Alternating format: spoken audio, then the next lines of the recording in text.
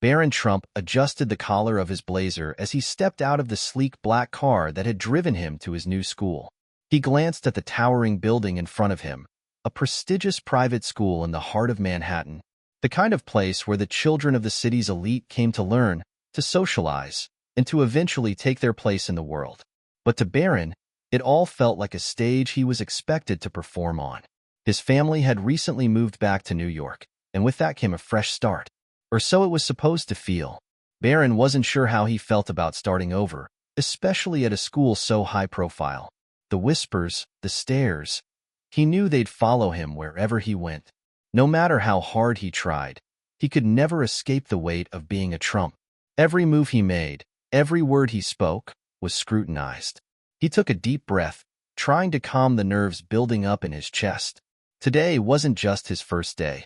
It was a fresh start, a chance to find his own path, to carve out a piece of normalcy in a life that had often felt anything but. The sound of students chatting and laughing echoed in the distance as Barron made his way through the school's grand entrance. His eyes scanned the hallway, observing the groups of kids who were already familiar with each other, some already engrossed in their tight-knit circles. There were the athletes clustered together in one corner, the artsy kids with their oversized jackets and headphones in another. And then, in the far corner of the cafeteria, Barron noticed something. Someone, a girl, sitting alone. Her head was down, her long brown hair hanging loosely around her face. She didn't seem to fit in with the cliques around her. It was as if she were invisible to everyone else. Barron's first instinct was to look away, to follow the crowd and ignore her like everyone else seemed to do. But there was something in the way she sat, a certain stillness to her that made Barron pause. He'd felt that loneliness before. The kind of loneliness that came from being surrounded by people who didn't truly know you. The kind of loneliness that came with being constantly watched, judged, expected to be something you weren't. For a moment, Barron just stood there, unsure of what to do. His hand was already halfway to his phone, ready to check the time, to look for an excuse to walk away. But then something inside him shifted. Maybe it was the way she looked so small, so quiet, in a world that seemed so loud. Or maybe it was the realization that, despite the thousands of people who would one day see him on TV or at rallies, he, too, often felt like that girl, like an outsider in a world that never truly understood him. Barron turned toward the empty seat beside her. He had a choice. He could do what everyone else would do, ignore her and move on. Or he could make a choice to be different. He sat down. "Hey," Barron said, his voice hesitant at first. The girl looked up, startled, as if she hadn't expected anyone to acknowledge her presence. Her brown eyes met his, filled with curiosity and a hint of surprise. "Hi," she whispered, her voice soft. For a moment, neither of them spoke. The noise of the cafeteria seemed distant, almost muffled, as they sat in that brief moment of silence. "I'm Barron," he said, offering a small, tentative smile. "Emily," she replied, the slightest smile tugging at the corner of her lips. Barron looked around at the other students. No one seemed to notice him sitting here with Emily, and that was perfectly fine by him. For the first time in a long time, Barron felt like he wasn't being watched, like he could just be himself. "So, what's your deal?" Barron asked after a moment, trying to ease the tension. Emily raised an eyebrow, clearly surprised by the question. "My deal? Yeah, what brings you here? You're, new like me, right?" Emily nodded slowly, her hands fidgeting with the edge of her lunch tray. "Yeah, we just moved here from upstate. I don't really know anyone, and it's hard to fit in." Her voice faltered at the last part. Barron tilted his head, studying her carefully. "I get it," he said after a beat. "You don't seem like you're one of them." He motioned subtly toward a table full of students laughing and chatting loudly. She looked up, surprised at how accurately Barron had read her. "Yeah, I don't really fit in with them. And I'm not sure I want to be honest." Barron smiled slightly, feeling an unexpected connection. He didn't know what it was about Emily. Maybe it was the vulnerability in her voice, or maybe it was just the way she seemed to be exactly like him in this moment. But he knew something about her story felt familiar. "Well, don't worry," Barron said. "You're not alone." He paused, trying to find the right words. It's not easy, you know? Being surrounded by people who don't see you for who you really are. Emily raised an eyebrow. I thought you were, well, a Trump? Barron nodded. Yeah, I am. But that doesn't mean I don't know what it feels like to be alone in a crowd. For the first time, Emily looked at him with something more than curiosity. She looked at him with understanding. There was something about this girl who had become a stranger in a world where she was supposed to belong, that made Barron feel like maybe, just maybe, he wasn't so different after all. You don't have to do it alone either, he said softly, his voice sincere. Sometimes, it helps to just have someone there. Emily didn't know what to say. She just looked at him, as if the weight of his words were finally sinking in. Then, in a moment that felt far too significant for a first meeting, Emily smiled. It wasn't a big smile or a grin, but a small, genuine smile. One that spoke of gratitude, of understanding, of someone who had long forgotten what it felt like to be seen. Barron smiled back, feeling a weight lift off his chest. For the first time that day, he didn't feel like he had to be anyone other than himself. Barron Trump's life had never been ordinary. He was born into a world of fame, power, and wealth. An existence shaped by a father who was both revered and vilified, a mother who kept a low profile, and a family legacy that overshadowed everything. From a young age, Barron had been taught to navigate this world carefully, always aware of the cameras, the microphones, and the people watching his every move. But none of that had prepared him for the isolation he felt every day. Living in a gold-encrusted penthouse in Manhattan's most exclusive building, Barron's life often felt more like a performance than a reality. There were always security guards, always staff, always someone around. Yet, somehow, he had never felt more alone. His father's political career, his mother's quiet demeanor, the endless headlines. It all created a distance between Barron and the world around him. He often found himself wandering through the vast hallways of their apartment, his footsteps echoing off marble floors. He would sit in the family's media room, surrounded by plush couches, but no one ever joined him. His peers, the children of other prominent figures, were always too busy, too wrapped up in their own lives. Barron had always been the outsider. At school, things were no different. The children of New York's elite had already formed their cliques by the time Barron arrived at the school. He was the son of Donald Trump, which meant people either idolized him or despised him. There was little in between. He wasn't given a chance to simply be a kid, to make friends without the weight of his family's name following him everywhere. Even the teachers looked at him differently, their admiration mixed with an unspoken pressure to live up to the expectations placed upon him. Most days, Barron kept to himself. He was quiet, observant, and withdrawn. He liked to sit at the back of the class, his eyes scanning the room, never really participating.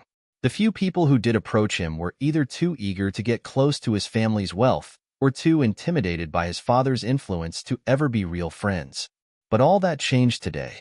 When Barron had walked into the cafeteria and spotted Emily sitting alone, something inside him had shifted. For the first time in a long while, he didn't feel like he was being watched. In that quiet corner, surrounded by the noise of the lunchroom, he found someone who wasn't asking for anything from him. She wasn't interested in his last name or his family's fortune. She just seemed lonely, just like him. Barron thought about it as he sat in his room that evening, staring out the window at the bright lights of the city below. He couldn't stop thinking about Emily, how she had looked so small, so isolated in that sea of people. And for the first time, Barron realized something that had never occurred to him before. Being alone didn't care about how much money you had or how famous your family was. It could happen to anyone. As Barron turned his attention back to his phone, he saw dozens of messages waiting for him. Some were from friends, some were from acquaintances he barely knew, all asking him about his first day. He didn't bother responding. His mind kept drifting back to Emily. She had seemed so different from everyone else at school. She wasn't pretending to be someone she wasn't performing for the cameras or trying to get noticed. Barron admired that. She was real. But real wasn't always easy, and Barron knew all too well that Emily's quietness could easily be mistaken for something else, something darker, like weakness or insecurity. He had seen it happen to other kids who didn't fit in with the cool crowd, kids who struggled to find their place in a world that demanded conformity. Barron felt a sense of empathy for Emily, a connection that went beyond simple curiosity. It was as if, for the first time, someone else at that school could understand what it was like to be invisible in a room full of people. He thought back to their conversation earlier, about how she'd spoken so softly when she'd explained how hard it was to fit in. The way her voice had wavered when she'd admitted how isolated she felt. Barron could relate to that more than she probably knew. In a way, Barron had always been an outsider. His family was different from everyone else's, and his life was nothing like the lives of the other kids at his school. It wasn't just that his father was famous, it was that his entire world had been shaped by politics, media, and public opinion. Barron could never escape that. The pressure, the expectations, the constant eye of the public. It made it hard for him to know who his real friends were, or even to know if he could trust people who were only interested in him because of who his father was. But Emily, she wasn't like that. He couldn't shake the thought of her. He had a feeling that, just like him, she was trying to navigate a world that didn't seem to want her. And even though Barron had everything, wealth, influence, privilege, he understood that sometimes that very thing could make you feel the loneliest of all. Emily hadn't always been this way. Alone, quiet, unnoticed. There was a time when she had felt like she belonged, when she had friends, a place in the world. But that was before everything changed. Before the move. Her parents had decided to leave their small town in upstate New York, where Emily had grown up, and move to New York City for her father's job. It seemed like an exciting adventure at first, a chance to experience the big city, to be a part of something grander. Emily had imagined herself thriving in the hustle and bustle of Manhattan, making new friends, exploring new places. But when they arrived, she realized just how different everything was. The city was nothing like the town she had left behind. In her old school, there were just a few hundred students, all familiar faces. Emily had spent most of her time there with her best friend, Rachel, who had lived next door since they were little. They had done everything together, played outside on the swings, studied for tests, and shared secrets late into the night. It was the kind of friendship that felt effortless, the kind that made her feel like she had a place in the world. But here, in this new school, things were different. The kids were rich, sophisticated, and already established in their own cliques. Emily had been the new girl, long enough to understand that in a place like this, it wasn't about being nice or friendly. It was about status. And she had none of it. The cafeteria was the hardest part. Every day, Emily sat by herself at the corner table, trying to make herself as invisible as possible. She watched the other kids laughing and talking, their voices a blur of conversations she could never be a part of. They talked about vacations to exotic places, the latest fashion trends, and the parties they were all invited to. Emily had none of that. She didn't belong. At first, she tried to make an effort. She smiled at the other girls, hoping they would invite her into their conversations, but they always looked right past her. The boys, too, seemed to ignore her. No one ever made the effort to ask her about herself, or where she came from. It was like she was a shadow, always there but never truly seen. She missed Rachel terribly. She missed her old school, where she had felt safe and secure. In this new place, she was lost. But Emily didn't complain. She never spoke about how she felt to anyone. Not to her parents, not to her teachers, not to the other kids. She kept her pain to herself, hiding behind the same mask of indifference that she saw on the faces of the others. Her parents were busy with their own lives, her father wrapped up in the pressures of his job, her mother preoccupied with trying to make a new home in an unfamiliar city. Emily often came home to an empty house, or worse, to a quiet dinner with little conversation. They never asked how she was doing, how she was adjusting. They assumed she was fine. After all, this was a great opportunity, right? But it didn't feel like an opportunity to Emily. It felt like a prison. The isolation was suffocating. Every day, she would force herself to get through the school day, counting the minutes until she could go home. Her only escape was the books she devoured in her free time. Stories that took her to faraway places and allowed her to be someone else. Someone important, someone who was never alone. But that was before Barron Trump walked into her life. It had been a typical day. She was sitting at her usual table in the corner, pushing her food around on her tray, pretending to be absorbed in her book. That was when she noticed him. At first, she didn't think much of it. Barron Trump had always been a bit of a mystery to her. He was the son of the most famous businessman in the world, and though she had heard the whispers about him, she didn't really know much about him. He was one of those kids who kept to himself, who seemed untouchable in the same way the other rich kids were. But then, to her surprise, Barron walked over and sat down at her table. Emily had looked up in confusion. Was he lost? Did he want something from her? But Barron didn't sit there to ask for anything. He just sat, in silence. For the first time in ages, Emily felt like she wasn't completely alone. And that was the strangest part of it all. How a simple act of sitting down had made such a difference. They didn't talk at first. Barron had asked her name, and she had answered, her voice soft and uncertain. The conversation had started awkwardly, but there was a gentleness to it, something that didn't feel forced or performative like it often did with the other students. As they spoke, Emily found herself feeling seen. For the first time in weeks, maybe months, someone was actually talking to her, not as an outsider, but as a person. A real person. She didn't have to pretend to be something she wasn't. Barron wasn't asking her about her clothes or where she was from. He wasn't judging her. He was just there. She couldn't help but smile, just a little, as she looked at him. Barron Trump, the quiet, mysterious son of a billionaire, sitting here with her, sharing this moment of awkward, yet real, connection.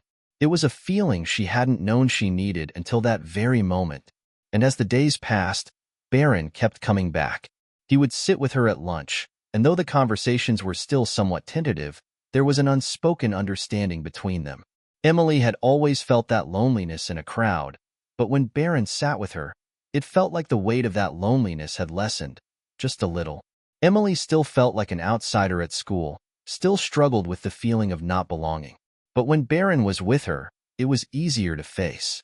She didn't have to pretend that everything was okay, because Barron seemed to understand that not everything was. And for the first time in a long time, Emily wondered if maybe she wasn't the only one who felt out of place in this strange, overwhelming world. The next few days at school felt different for Barron. It wasn't that anything had changed on the outside. He was still walking the same hallways, attending the same classes, and facing the same expectant eyes of his classmates. But inside, something was shifting. It was Emily. It was the way she seemed to exist in a world of her own, not really caring about the social dynamics or the reputations of the kids around her. She wasn't trying to impress anyone, wasn't pretending to be someone she wasn't. In a place like this, that was rare. Everyone else was playing some sort of game, trying to be noticed, trying to get ahead. But Emily wasn't interested in the game. And Barron found that refreshing. The more he sat with her, the more he learned about her. Emily wasn't like the other kids at the school. She didn't care about the designer clothes or the fancy brands that seemed to define everyone else's existence. She didn't care about who was popular or who had the most followers on social media. All she cared about was the things that really mattered to her. Books, music, the small moments that most people overlooked. The two of them didn't need to talk about their families or the pressure of living up to expectations. They didn't need to discuss their different worlds. Their bond was unspoken but understood. They just were. One afternoon, as they sat in their usual spot in the cafeteria, Barron glanced over at Emily, who was absorbed in a book. He noticed the way her eyes flicked quickly over the pages, the intensity with which she read. It was a small thing, but Barron liked the way she didn't try to look cool while reading. She was just into it, completely unaware of the world around her. Emily was different from the other girls, but that didn't make her any less interesting. Barron didn't have to put on a facade when he was with her. And for the first time in a long time, he felt like he could be himself. "Do you read a lot?" Barron asked, breaking the silence. He had never really been much of a reader. Most of the time, he found it hard to concentrate on anything for too long. But watching Emily devour a book, he felt a strange curiosity. Emily looked up, a soft smile tugging at her lips. "Yeah, I guess you could say that. I mean, it's a good way to escape, you know?" She closed the book gently and set it down on the table. Barron nodded. He understood what she meant. There were days when he wished he could just disappear into a world of his own, away from the constant spotlight and the expectations. He wished he could escape to a place where no one knew his last name, where he didn't have to be the Trump kid. "Do you have a favorite book?" Barron asked, genuinely interested. Emily paused for a moment, thinking, "Well, I guess I really like The Catcher in the Rye. It's kind of dark, but in a way, it makes sense. Like, sometimes life doesn't make sense, and it's okay to not have everything figured out." Barron considered that. He had never read the book, but the way Emily spoke about it, so earnestly, made him want to understand it. He had grown up around people who were always striving for something, always moving toward a goal, never taking the time to question everything around them. But maybe that was what he needed. Maybe he needed to stop trying to be something everyone else expected and just be. "Maybe I'll read it," Barron said thoughtfully, tapping his finger on the edge of his tray. "I think I could use a little less figuring it all out." Emily smiled at that. "I think you'd like it." For a moment, they just sat in silence, the noise of the cafeteria fading into the background as the two of them shared a quiet understanding. There was something comforting about their time together. It wasn't about impressing each other or trying to fit into the roles the world had given them. It was just being, just talking. But as the bell rang and the lunch period ended, Barron knew that the peace they had found wasn't going to last forever. Things in this school had a way of changing the moment you least expected it. And as much as he enjoyed his moments with Emily, he also knew that their bond, however real it felt, was about to be tested. The next day, Barron and Emily were walking down the hallway together when they ran into a group of girls from the popular crowd. They were loud, stylish, and seemingly always in a rush, rushing from one social event to the next. One of the girls, Madison, spotted Barron first and raised an eyebrow. "Oh, look who it is," Madison said with a smirk. The lonely boy found a friend. She looked Emily up and down, as if she were examining an exotic animal. "How cute," Madison added, her voice dripping with sarcasm. Barron could feel his cheeks flush, but he refused to let Madison's words get to him. He glanced at Emily, who was standing a little straighter, her eyes focused on Madison. For a moment, Emily looked vulnerable, like a deer caught in headlights. Barron felt his heart tighten. He didn't want her to feel like she didn't belong, especially not because of him. "Yeah, well, I'm not really into the whole popularity thing," Barron said, standing a little taller, his voice calm but firm. Madison raised an eyebrow. "I didn't know we had a rebel in our midst," she said, mocking him. "You sure you want to hang out with her?" She gestured to Emily dismissively, her gaze narrowing. Barron felt something stir in him. He wasn't sure what it was, anger, frustration, or maybe even a little bit of fear, but he couldn't let Madison's words slide. Not when they were directed at someone who, for once, actually understood him. Emily, sensing the tension in the air, took a deep breath and met Madison's gaze. "I don't really care what you think," she said quietly, but with a surprising amount of strength. "I'm fine just as I am."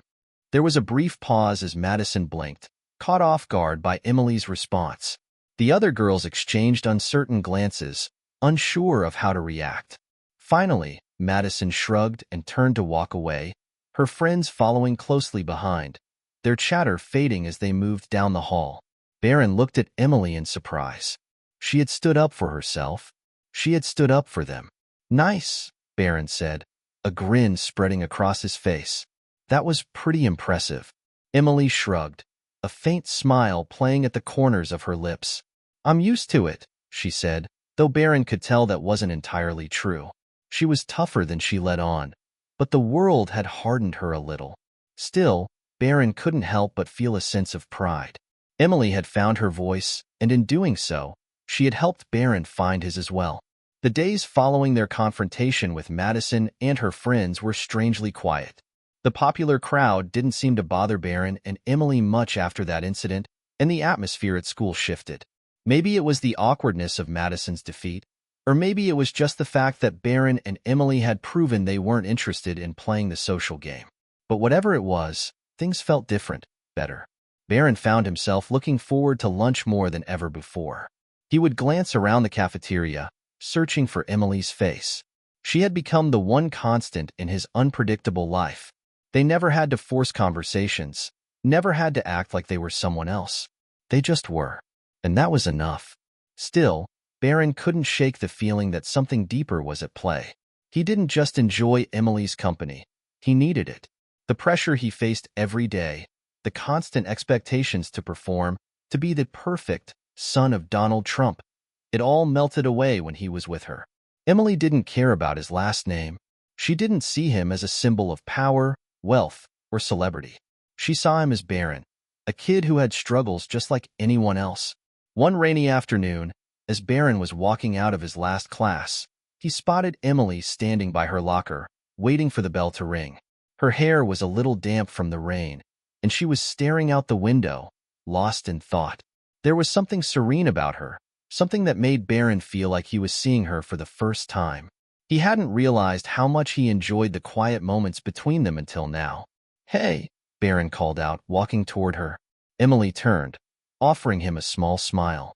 "Hey," she replied softly, her eyes bright despite the dreary weather outside. Barron hesitated for a moment, unsure of what to say. It wasn't that he didn't enjoy their conversations. It was more that he didn't want to break the quiet peace that seemed to hang between them. But he couldn't help it. He had to know. "Do you ever feel like you're just pretending to be someone else?" Barron asked, his voice low, almost hesitant. He leaned against the locker next to hers, the rain tapping lightly against the window. Emily raised an eyebrow. "Pretending?" Barron nodded, his eyes meeting hers. "Yeah, like you're supposed to fit into this mold that everyone expects. And if you don't, you're just lost." Emily thought about it for a moment before shrugging. "I think everyone feels like that sometimes. Like, we're all just trying to figure it out, you know? Some people hide it better than others." Barron studied her, the simplicity of her words settling in his chest like a weight. It was true. He had spent so much of his life trying to please everyone around him. His father, his family, the people watching him from every corner. But what about Barron, the person? What did he really want? "Do you ever wonder what it would be like if you didn't have to fit in?" he asked, his voice barely above a whisper. "If you could just be yourself, without anyone judging you?" Emily didn't answer right away. Instead, she looked out the window again, her fingers gently tracing the edge of her locker. Barron couldn't help but notice how calm she seemed in this moment, so different from the whirlwind of emotions he constantly felt. She wasn't just pretending. She had found a way to exist in a world that didn't always make sense. "I don't know," Emily said after a long pause. "Maybe it would be easier. But maybe it would also be really lonely." Barron's heart skipped a beat. She had no idea how much he understood that. He'd been lonely for years, even with all the people around him. There were times when he'd felt like an island, separated from everyone by a wall that no one else could see. But with Emily, that wall was starting to come down. "I think we're all a little lonely, though," Barron said softly, almost to himself. "No matter how many people are around. Maybe it's just part of being human." Emily nodded slowly, her gaze turning thoughtful. "Maybe." For a moment, neither of them spoke. The bell rang, signaling the end of the school day, but neither of them moved. They were both caught in the quiet understanding that had formed between them, an unspoken bond that neither of them had anticipated but both desperately needed. The next week, Barron and Emily's friendship began to grow in ways neither of them had expected. They spent more time together outside of lunch, meeting between classes, or hanging out in the library, reading together. Barron began to open up more, sharing bits of his life that he had never discussed with anyone. He told Emily about the pressure he felt to live up to his father's expectations, about the suffocating feeling of being constantly in the public eye. Emily, in turn, told Barron about the loneliness she had felt since moving to the city, about the way people judged her because she didn't fit in with the popular crowd. She talked about the quiet ache of being overlooked, of being surrounded by people, but still feeling completely alone. Barron listened to her with an understanding he had never found in anyone else. Their time together had become a refuge, a place where they could be themselves without fear of judgment. And as their bond grew stronger, so did the challenges they faced. The more Barron and Emily got to know each other, the more they realized just how much they needed each other. It wasn't just about the small moments or the shared silences. It was about something deeper, something unspoken. But even the strongest bonds had their breaking points. One afternoon, Barron was walking toward the library when he overheard a conversation that stopped him in his tracks. He recognized the voices immediately. It was Madison and her friends. They were standing near a group of lockers, gossiping, as usual. "Have you heard about Barron Trump?" Madison was saying, her voice full of mockery. "He's friends with Emily Jacobs, the nobody. Can you imagine?" One of her friends giggled. "I heard he's been hanging out with her at lunch. So weird. What's he thinking?" Barron felt a rush of anger wash over him. But more than that, he felt something deeper. An aching vulnerability that hit him harder than he expected. Was this how it felt to be judged for who you were, for the people you chose to be around? Was this how Emily felt every day? He wanted to walk away. He wanted to ignore it, to pretend it didn't matter. But for the first time in his life, it did matter. With a deep breath, Barron stepped out from behind the corner. He didn't know what he was going to say, but he couldn't let this go. "Is there a problem with me hanging out with Emily?" Barron asked, his voice steady but firm. Madison's eyes widened in surprise, and her friends looked at each other nervously. They hadn't expected Barron to confront them. But Madison quickly recovered her smug smile.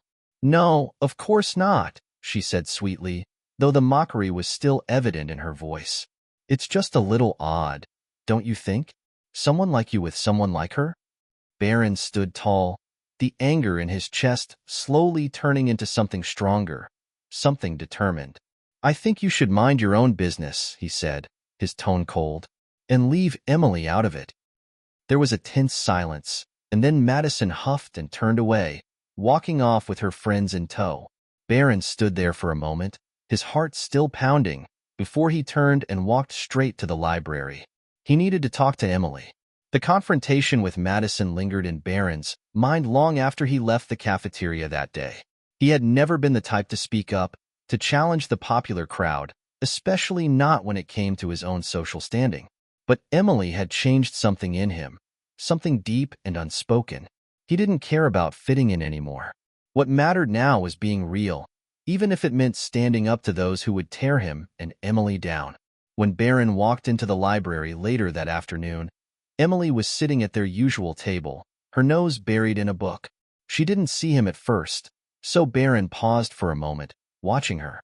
She looked so peaceful, so at ease in her own world.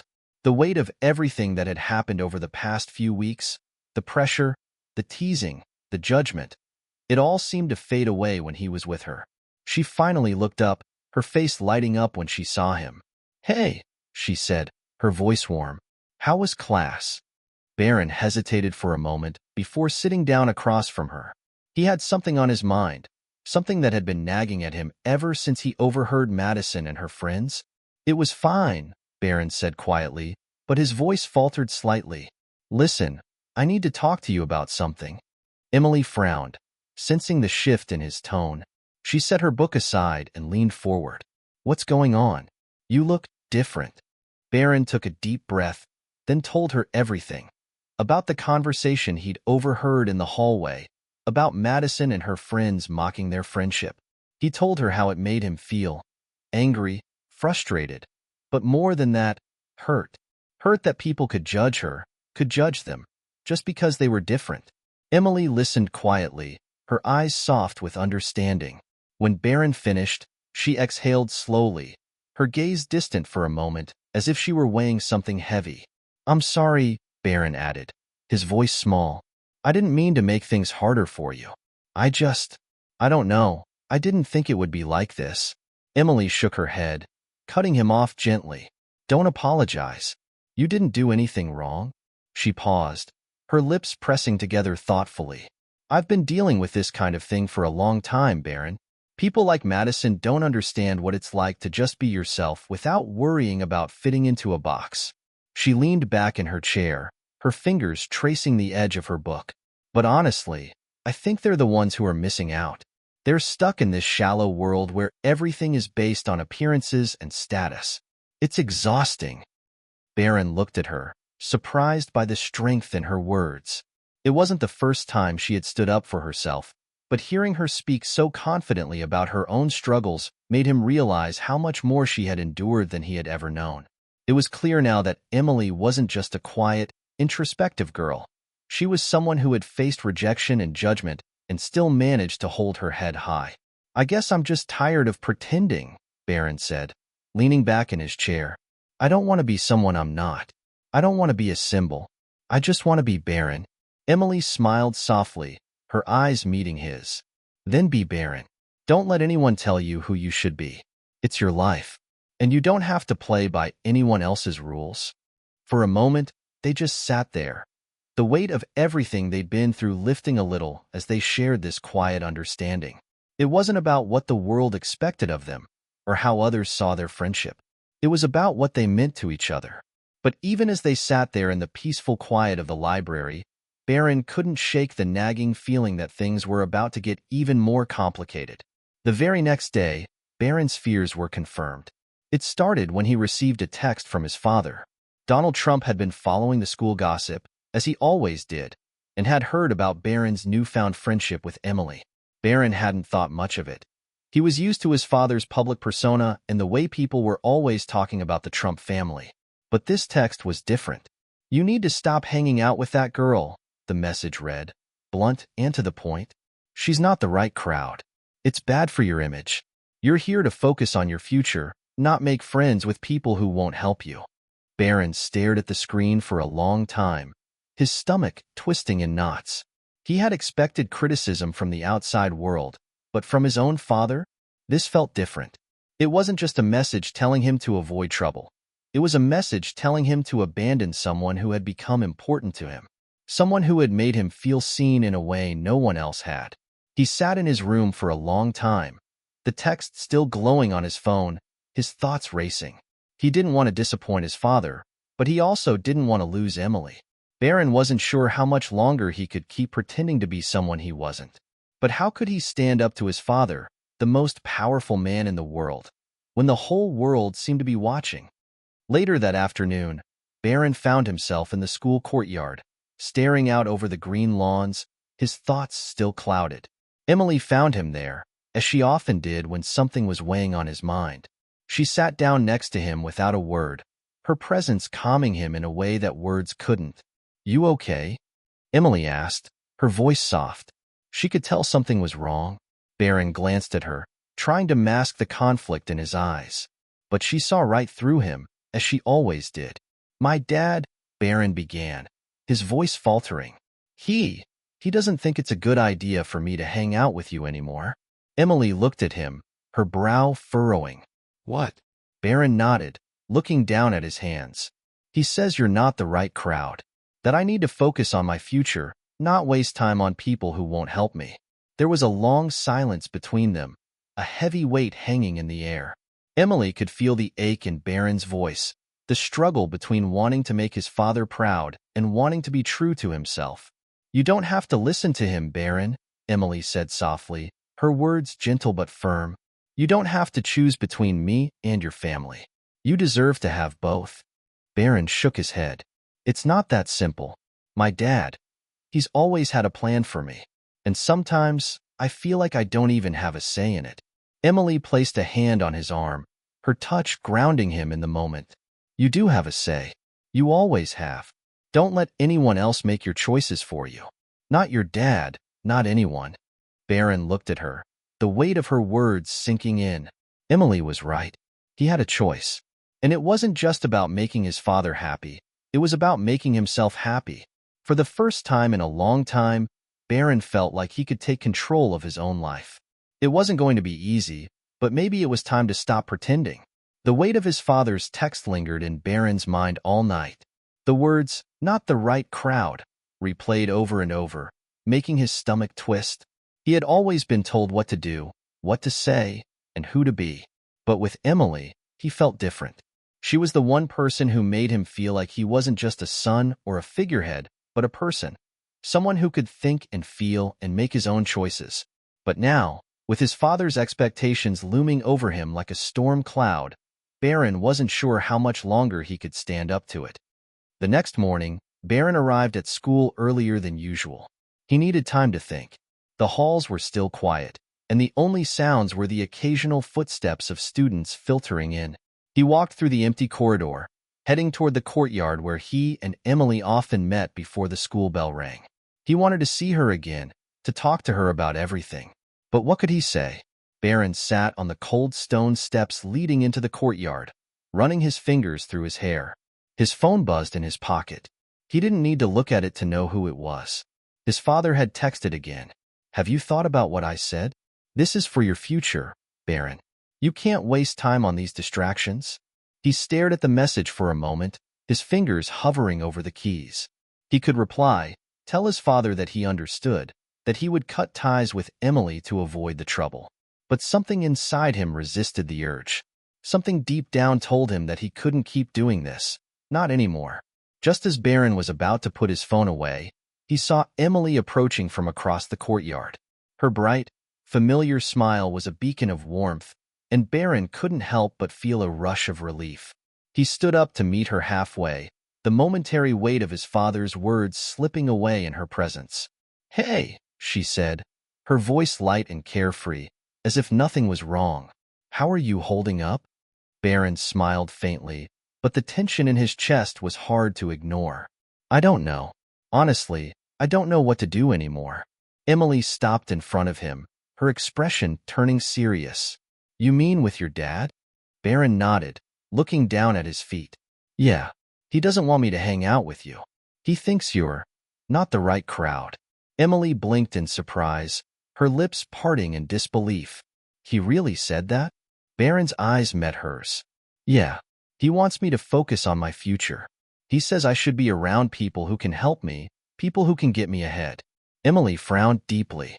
She crossed her arms, looking as if she were trying to process everything Barron had just said. "I don't even know what to say to that." Barron took a deep breath, pushing his hands into his pockets. "I didn't think it would be this hard. I don't want to disappoint him, but I also don't want to lose you. I can't just pretend I don't care about you." There it was, the truth that Barron had been avoiding.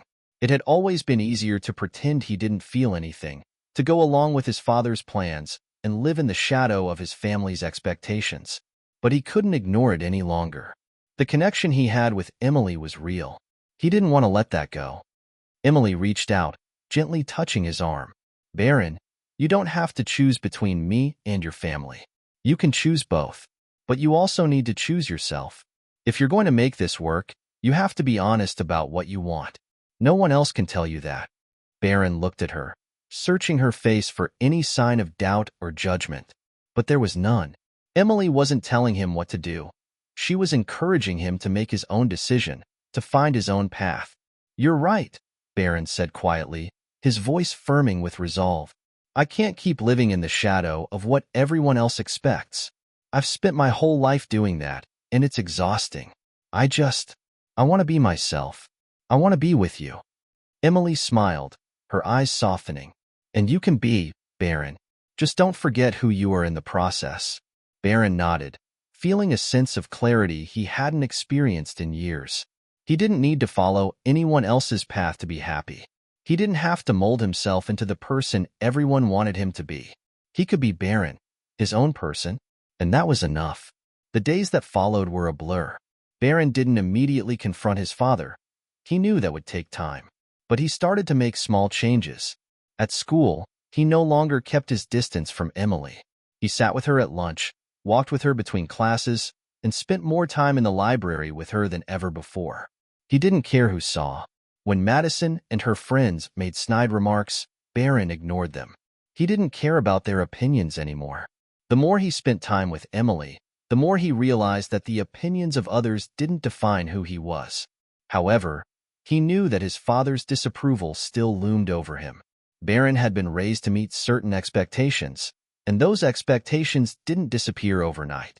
But for the first time, he felt the weight of his father's words and the pressure to succeed in a way that didn't feel like a burden. One evening, Barron was sitting in his room, his homework scattered across the desk, when his phone buzzed. It was another message from his father. "Have you decided yet?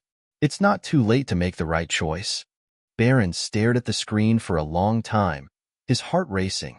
This wasn't just about Emily anymore. It was about who Barron was going to become.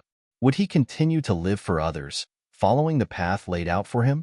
Or would he stand up for what he believed in, no matter the cost. He took a deep breath and typed out a response. I've made my choice. I'm not going to let anyone else tell me who I should be. I'm going to live my life the way I want to. He hit send, his heart pounding in his chest. This was the first step. It wasn't going to be easy, but Barron finally felt like he was taking control of his own future. No longer would he let the weight of his father's expectations keep him from being who he truly was. The following day, Barron didn't have to wait long for his father's response. When he pulled out his phone in between classes, a new message had appeared. You've made your choice, Barron. But remember, the consequences are yours to bear. Barron didn't know how to respond. Part of him wanted to fight back, to argue, but the other part of him, the part that had learned from Emily, knew that sometimes standing your ground didn't require explanation. It just required action. That afternoon, Barron walked into the library to find Emily already waiting for him. Her face lit up when she saw him, as always, and she didn't ask about the text message or the pressure Barron was under. She simply sat down beside him, offering him the kind of unconditional support he had never known from anyone else. You okay? Emily asked, her voice soft. Barron smiled. Yeah, I'm more than okay. I think I'm finally starting to figure things out. And in that moment, Barron realized something important. It didn't matter what the world expected of him. He was going to carve out his own place in it, starting with Emily. The days following Barron's decision were a whirlwind of emotions. He had stood up for himself, for the first time in his life, rejecting the expectations of his father and the pressure of the world around him. But the relief was short-lived. The fallout came swiftly, and it came hard. It started with a phone call that Barron had known was coming but hadn't been prepared for. His father had called him late one night, his tone sharp and authoritative. Barron, Donald Trump's voice crackled through the phone. We need to talk. Barron sat on the edge of his bed, his hands trembling as he gripped the phone. The last thing he wanted was another lecture, but he knew he couldn't avoid it forever. I've heard about what's been going on at school, his father continued, his voice cold but composed. I don't know what's gotten into you, but I can't allow this to continue. Barron clenched his jaw, trying to steady his breath. He had been dreading this moment, but he wasn't going to back down now. I'm not going to apologize, Dad, he said, his voice calm but firm. I'm not going to stop being friends with Emily. She's important to me. There was a long pause on the other end, and Barron could almost hear his father's gears turning. Donald Trump was a man who never backed down from a fight, a man who had spent his life cultivating power and influence. The idea that Barron, his own son, could make a decision that went against his wishes, publicly no less, was something he wasn't going to accept easily. You don't get it, Barron, Donald said, his voice growing more forceful. This isn't just about you and some girl. This is about your future. You can't afford to be distracted by people who don't have your best interests at heart. Barron's heart hammered in his chest, but he refused to give in. Emily's my friend, Dad. She's been there for me when no one else has. She's the one person who doesn't care about my last name or my status. And I'm not going to let anyone tell me who I can and can't be friends with. Donald Trump's voice softened, but only slightly. You're making a mistake. You're going to regret this, Barron. I'm trying to protect you. But if you want to throw that away for some misplaced loyalty, then that's on you. Barron felt a rush of heat in his chest, a mix of frustration and anger. Maybe I don't need you to protect me, Dad. Maybe I need you to respect me. I'm not a kid anymore. With those words, Barron hung up the phone. He didn't feel victorious. He felt empty. The weight of the conversation sat heavily on his chest, and even though he had stood up for himself, he couldn't shake the feeling that he had just lost something important, something that could never be fixed. The next day at school, Barron walked into the halls with a different kind of tension. It wasn't just his father's words hanging over him. It was the way people were starting to look at him. Whispers followed him wherever he went. He had always been used to a certain level of attention, but this was different. It was as if his decision to stand by Emily had made him an outcast in his own right. Madison, as usual, was the first to make her opinion known.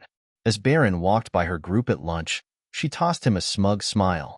"Did you have a nice chat with your father last night, Barron?" she called out, her voice dripping with sarcasm. "You should be careful, hanging out with someone like Emily." Not everyone gets to live in a mansion and ride in a private jet. The other girls laughed, their eyes flicking between Barron and Emily. Barron didn't flinch. He knew what Madison was trying to do. Make him feel small, insignificant.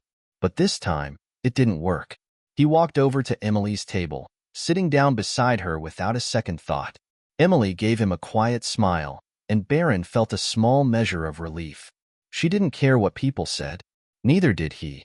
"I'm not going to let them win," Barron muttered under his breath, more to himself than to anyone else.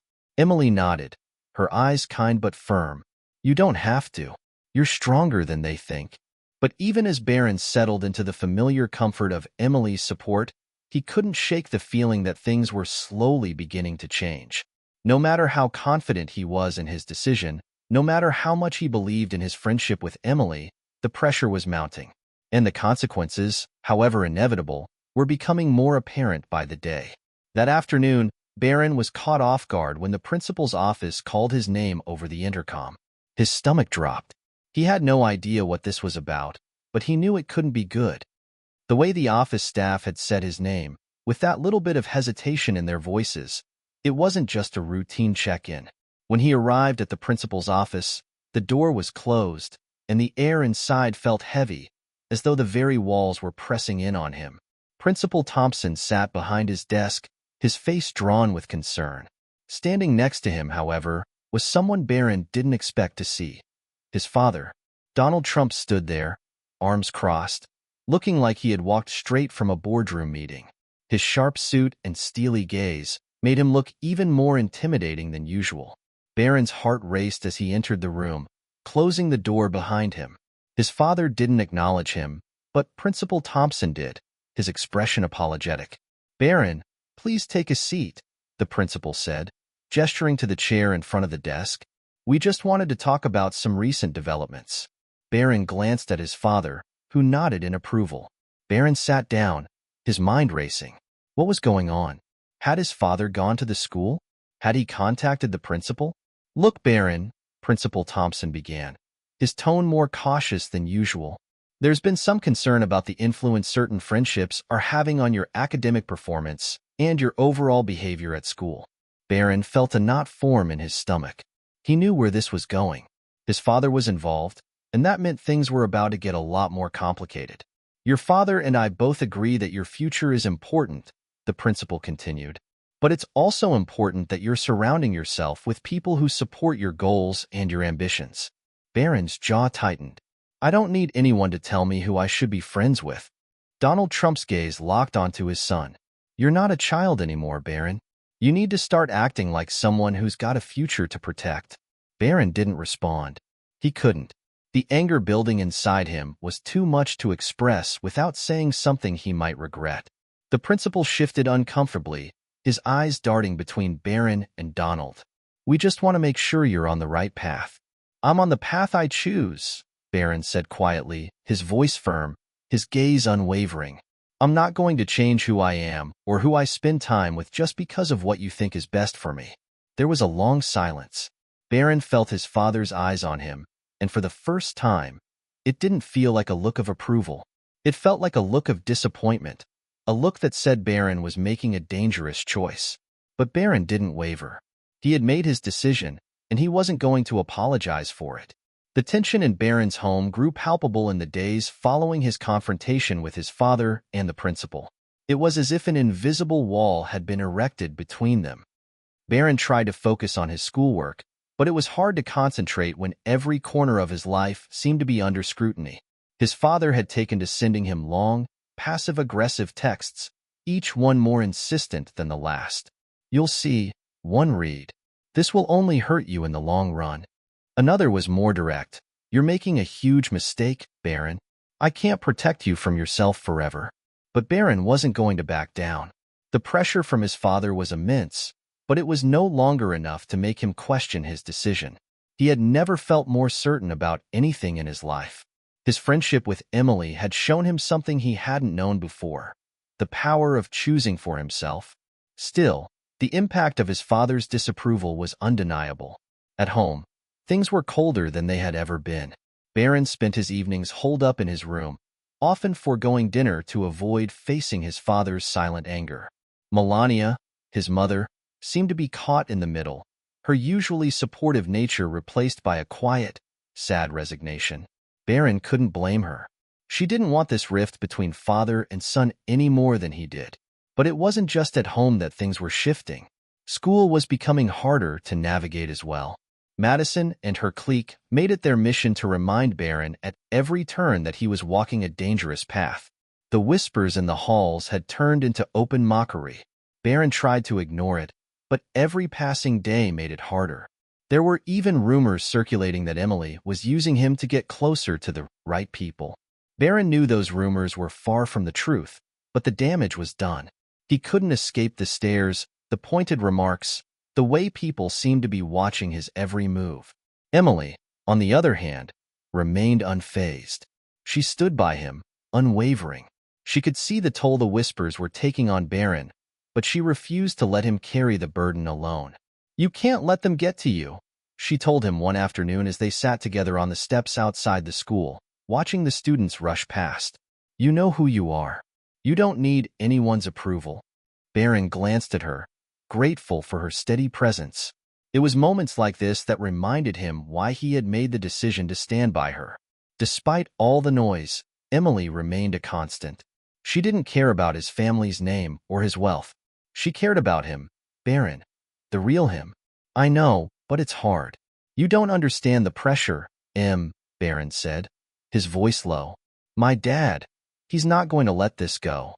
And now, it's like everyone at school is just waiting for me to fail."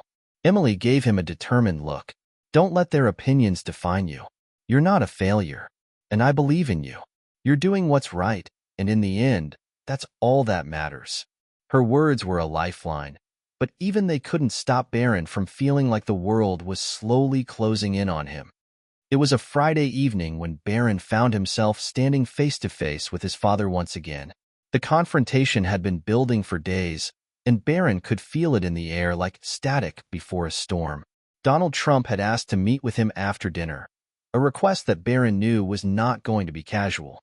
Barron walked into the living room, where his father was sitting in his usual spot, a glass of water in hand. The look on his face was colder than usual, his eyes hard and calculating. This wasn't going to be a conversation. It was going to be an ultimatum. "Sit down, Barron," Donald said, his voice clipped. Barron hesitated for a moment before sitting down on the opposite side of the room. He could feel the tension rising between them, thick and suffocating. "I don't understand what's going on with you lately," Donald continued, his voice growing more intense. "You've been distant, rebellious even.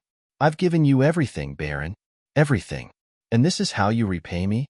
Barron met his father's eyes. "I'm not trying to repay you, Dad. I'm just trying to figure out who I am. And I'm not going to do that by pretending to be someone I'm not." Donald's jaw tightened. "You think this," he gestured toward Barron, toward everything Barron had chosen, "is going to get you anywhere? You're not like other kids. You don't get to live in some fantasy world, Barron. You have a name, a reputation, and I've built that for you. Don't throw it away over something as trivial as friendship."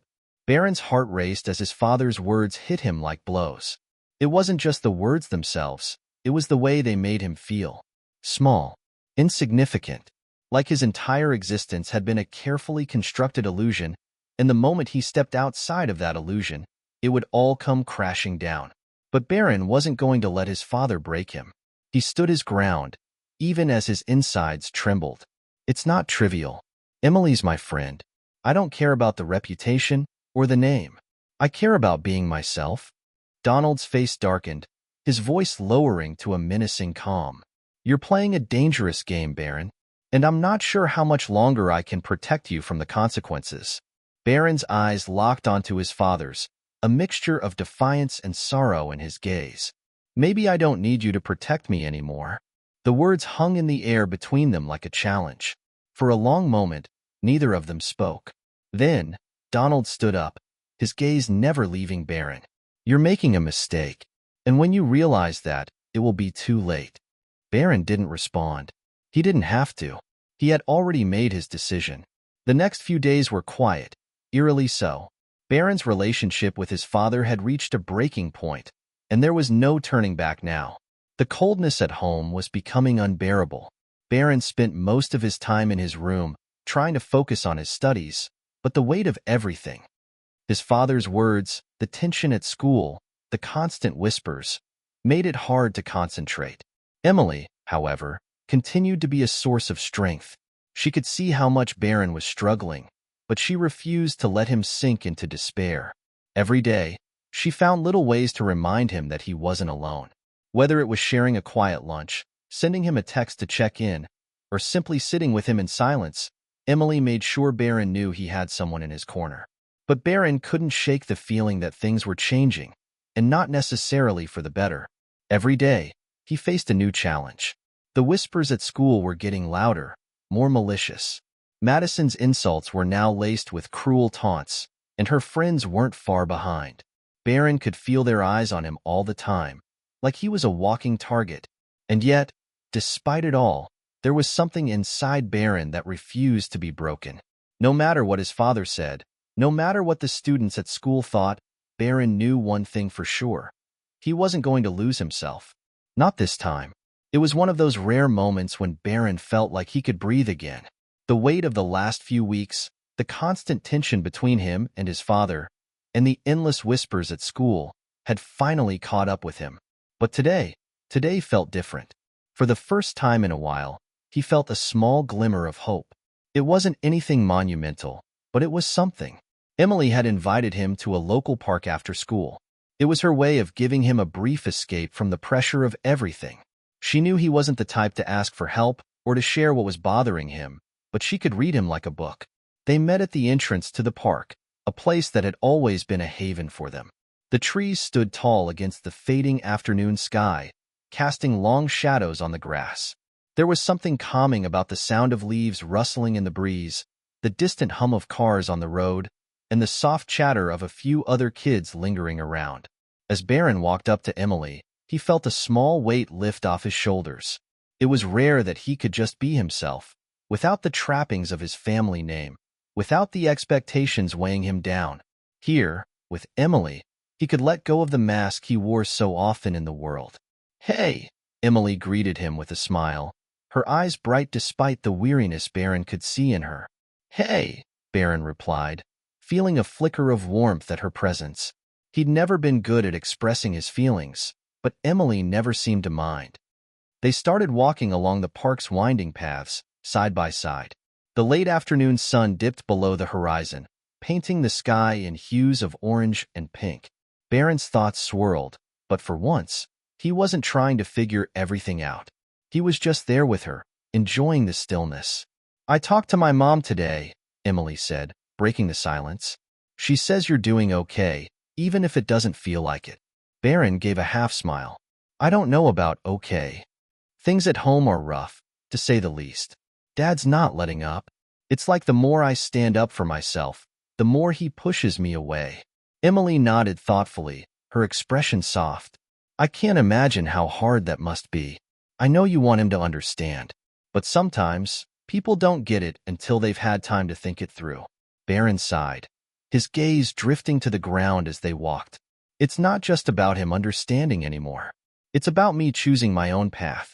I can't keep pretending to be someone I'm not just to make him happy." There was a pause as Emily processed his words. Then she turned toward him, her face serious. "Barron, you know you're not alone, right?" He raised an eyebrow, glancing over at her. "What do you mean?" "I mean," Emily stopped walking and turned to face him fully. "I mean, no matter what happens, you've got me. You've always had me. And you've got to know that, even if your dad doesn't get it, you're making choices that are right for you. It might take time, but people will respect you for staying true to yourself." Barron swallowed hard, the weight of her words sinking in. He wasn't used to hearing things like that. His whole life had been shaped by expectations and obligations. But with Emily, it was different. She didn't expect anything from him, other than for him to be himself. "Thanks, Em," Barron said softly, his voice filled with gratitude. "I don't know what I'd do without you." She smiled, the warmth in her expression like a balm to his bruised spirit. "You don't have to do anything alone." That evening, Barron returned home, but this time, things were a little different. It wasn't that the tension had vanished, far from it, but something within him had shifted. His conversation with Emily had reminded him that there was more to life than pleasing his father or conforming to the pressures around him. He walked through the front door, his head held high. He didn't know how things were going to unfold with his father, but for the first time in weeks, Barron felt a sense of calm amidst the storm. His mother was sitting in the living room, quietly reading a book. She glanced up as Barron entered and gave him a small, understanding smile. Barron hadn't realized until then how much he had missed her gentle presence. "Hey, Mom," he said, his voice soft but warm. "Hey, Barron," she replied, closing the book and setting it aside. "How was school today?" Barron took a deep breath. "It was okay. Just a lot, you know?" Melania nodded sympathetically. "I know. I've been worried about you. Your father's been really hard on you lately, but I want you to know you don't have to carry that burden alone." Barron lowered his gaze for a moment, unsure of how to respond. The truth was, his mother had always been a source of support, but even she was caught in the middle of the growing divide between him and his father. He didn't want her to feel torn between them, but he couldn't lie to her either. "I don't know if I can keep doing this, Mom," Barron confessed, his voice breaking. "It's like I'm fighting for something I can't even explain, and every day it gets harder." Melania reached out and gently placed her hand on his. "You don't have to explain it to anyone, Barron. You know what's right for you, and I'll be here for you, no matter what happens." The warmth of her hand on his was enough to make Barron's eyes sting.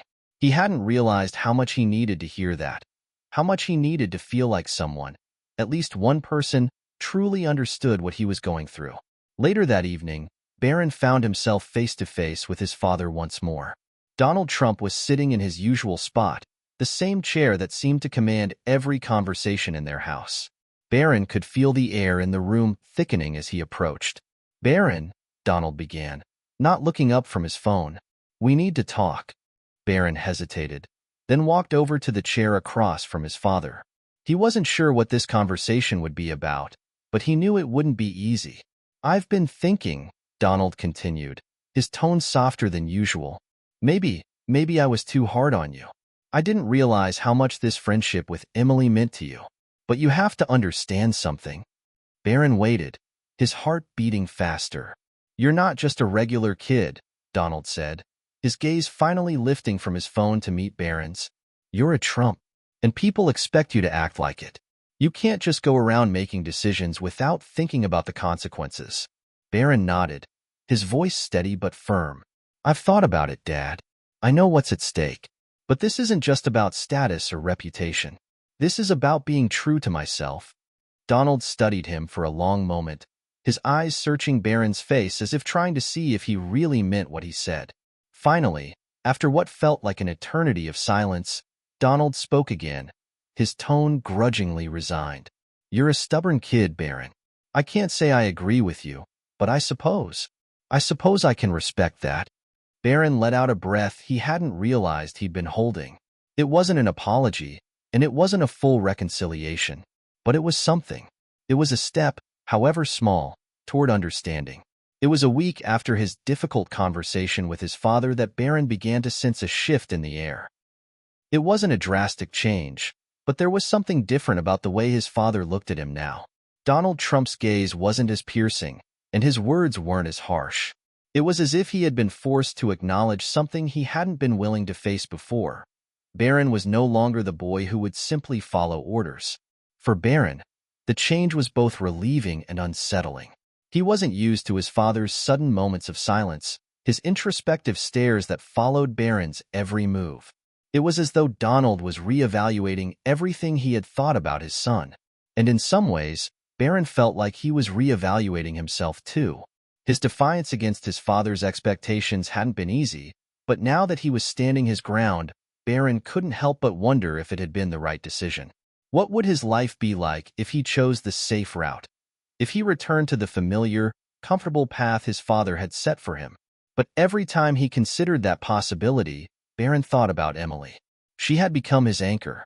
More than just a friend, Emily was the one person who reminded him that there was life outside of the gilded cage his father had built for him. Her words, her unwavering belief in him, had given Barron the courage to keep fighting for his own identity. The whispers at school had not stopped, but Barron was starting to learn how to tune them out. Madison and her clique still took jabs at him, and the mocking looks from students in the hallways hadn't disappeared. But something inside Barron had shifted. The comments didn't sting as much anymore. They didn't hold the same power over him they once did. He had Emily by his side, and that made all the difference. One afternoon, as they sat together in the cafeteria, Emily leaned over and nudged Barron playfully. "Hey, have you heard? The school's hosting a charity auction next week. They're asking for student volunteers to help with the event." Barron raised an eyebrow. "Are you trying to get me to wear a tuxedo and smile for the camera?" Emily laughed, but there was something hopeful in her tone. "No, I'm serious. It could be a chance for you to show people who you really are. Not just Barron Trump, but Barron, the guy who actually cares about something beyond reputation." Barron thought about it for a moment. The idea of doing something that wasn't directly tied to his father's name felt freeing. It was one of the few times he had considered stepping out of the shadow of his family's legacy, doing something just for himself. "You know what? I might actually do it," Barron said, surprising even himself.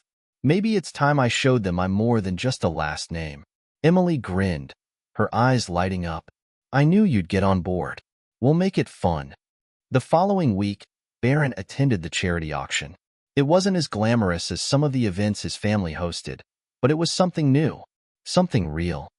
Emily had enlisted him to help set up for the event, and Barron spent most of the afternoon arranging tables and folding programs. As the evening wore on, he was surprised to find how relaxed he felt. For the first time in a long while, he wasn't worrying about the gaze of every person in the room, wondering if they were judging him for his name, for his background. Instead, he felt a sense of accomplishment, knowing that he was doing something positive, something that had nothing to do with his father's influence. But as the night went on, Barron found himself standing near the back of the room, quietly observing the guests as they mingled. To his surprise, Madison walked in, flanked by her usual group of friends. Barron braced himself. He wasn't sure if he was ready for another round of her cruel remarks. Madison scanned the room, her eyes locking onto Barron. There was a slight smirk on her lips as she walked toward him. "Well, look who's slumming it," she said, her voice dripping with sarcasm. "How's it feel to be one of the normal people for once, Barron? You know, doing something without your name attached to it?" Barron didn't flinch. He had expected something like this. Instead of responding with irritation, he simply raised an eyebrow. "I'm actually enjoying it," Barron replied coolly. "You should try it sometime. Doing something without worrying about what people think." Madison's smile faltered for a moment before she regained her composure. "Right. Enjoy your little fantasy, Barron. But don't think this makes you special." Barron simply turned away, not giving her the satisfaction of a reaction. It wasn't worth it. In that moment, he realized something important. Madison's words no longer held the same weight they once did. Her opinions were just that, opinions, and they didn't define him. As the event came to a close, Barron found Emily in the corner of the room, chatting with a few other students. When she saw him approaching, she excused herself from the conversation and walked over to him, a smile on her face. "You look like you survived," she teased, raising an eyebrow. Barron laughed, though it was a little tired. "Yeah, just barely. Madison made sure to remind me that I'm still the outsider." Emily rolled her eyes. "What a surprise. But honestly, you handled it way better than I would have." Barron shrugged. "It's funny, you know. A couple of months ago, that would have ruined my night. Now, it just feels irrelevant." Emily's smile softened. "See? You're starting to realize that none of this stuff really matters. The name, the reputation, it's all just noise." Barron nodded, feeling a sense of clarity he hadn't had before. "It's not easy, but I'm getting there." They stood in comfortable silence for a moment, watching the guests mingle around them. For the first time in a long while, Barron felt like he was exactly where he was supposed to be. He wasn't trying to please anyone or live up to anyone's expectations. He was just being himself. "You know," Barron said, turning to Emily, "I think this is the first time I've really felt like I'm doing something for the right reasons." Emily smiled at him, her eyes warm. I'm glad you feel that way. You deserve it, Barron. As Barron made his way home that night, his mind buzzed with thoughts of the evening. He had taken a small step toward freedom that he hadn't realized he was capable of. The event, the charity work, even the small moment with Madison, it all proved one thing to him. He was stronger than he had given himself credit for. When he arrived home, he didn't expect to find his father waiting for him in the living room. Donald was sitting in his chair again, but this time, there was something different about him. His eyes were less stern, less calculating. There was a vulnerability in his expression that Barron had never seen before. Barron, Donald said, his voice softer than usual, I wanted to talk to you about something. Barron took a deep breath. This could go one of two ways. His father could double down on his disapproval, or he could finally acknowledge the path Barron had chosen. I'm listening, Barron said cautiously. Donald paused for a moment, his gaze intense yet searching. I know I've been hard on you, and I know you think I don't understand, but I see it now. You're not just being rebellious. You're trying to figure out who you are. And maybe that's something I should have encouraged instead of fought against. Barron's chest tightened. He didn't know what to say at first. For so long, he had craved his father's approval, but now, hearing him admit this, Barron felt a sense of relief wash over him. I don't know if I agree with everything you've done, Barron, Donald continued, his voice quieter now, but I'm willing to try to understand. I can't promise I'll always get it, but I'll try. Barron nodded slowly, the weight of his father's words sinking in. It wasn't a full reconciliation, but it was a step forward. For the first time in a long while, Barron felt like he wasn't fighting this battle alone. Barron stood at the window of his bedroom, staring out at the sprawling skyline of Manhattan. It was early morning, and the city below seemed peaceful, almost serene, something he rarely experienced anymore. The light was soft, spilling over the tall buildings as it bathed the streets in a gentle glow. For a moment, Barron let the silence of the moment wash over him. Things had changed, and yet they hadn't. His conversation with his father the night before was a turning point, but Barron wasn't naive enough to think that one heartfelt admission from Donald Trump could erase years of tension. The battle was far from over, but at least now, there was a chance for understanding. He wasn't quite sure what to do with that chance yet. Barron's phone buzzed, pulling him from his thoughts. It was a text from Emily. Big test coming up in history. You ready? Need a study buddy? He smiled, his thumb hovering over the screen before he typed back. I might need more than a study buddy. I might need a miracle. Emily's response was immediate. A miracle? You got this. Just don't fall asleep in class like last time. Barron chuckled, setting the phone down. Emily had a way of making him laugh even when he didn't feel like it. She was always encouraging, even when he felt like the world around him was falling apart. And despite everything, she was still by his side, helping him find his footing. For Barron, this was a new kind of strength. By the time the school day started, Barron was feeling the weight of the upcoming history test. It wasn't that he wasn't prepared. It was just the pressure of everything. The academic expectations, the spotlight, and the constant feeling that people were watching him, judging him. It was exhausting, and on days like today, it felt unbearable. As Barron walked through the school halls, he noticed the usual stares, the whispers. Madison and her friends were gathered in the corner, and although they didn't directly approach him, Barron could feel their eyes on his back. He didn't want to acknowledge it. He didn't want to let it affect him. But, just like always it did, he spotted Emily in the hallway just before they reached the classroom, and it was like a breath of fresh air. She was holding a binder full of notes, a smile on her face as she waved. Hey you, ready for the test? Emily asked, her voice teasing yet reassuring. I guess as ready as I'll ever be, Barron replied, running a hand through his hair. I could really use some divine intervention right about now. Emily laughed. Well, we both know you don't need divine intervention, just a little focus. Barron nodded, feeling a bit lighter. Yeah, I guess you're right. Thanks, Em. You've really helped me keep it together through all this, everything. She gave him a soft smile. You don't have to thank me. We're in this together, remember? Now, let's get this test over with. The test was long, and Barron could feel the pressure mounting as the minutes ticked by. The classroom was silent, save for the occasional shuffle of paper and the scratching of pens. Barron's mind raced through every possible fact, every historical event he'd studied, but it was hard to focus. The weight of the world seemed to settle over him with every tick of the clock. He glanced up briefly and caught Emily's eye across the room. She gave him an encouraging nod, and for a split second, Barron felt himself breathe easier. She was right. He didn't need to be perfect. He just needed to do his best. But then, a sudden noise broke his concentration. It was Madison, of course. She had dropped her pencil on purpose, making a loud clang on the desk as she bent down to pick it up. Barron rolled his eyes, trying to ignore the interruption. But then, she made it worse. As she straightened up, she caught his eye and smirked. "How's it going, Barron? Need help with any of these questions? Or are you too busy trying to figure out how to get out of this test?" Barron felt his heartbeat quicken. He knew it was a baiting tactic. She was trying to distract him, to get under his skin. But this time, it didn't work.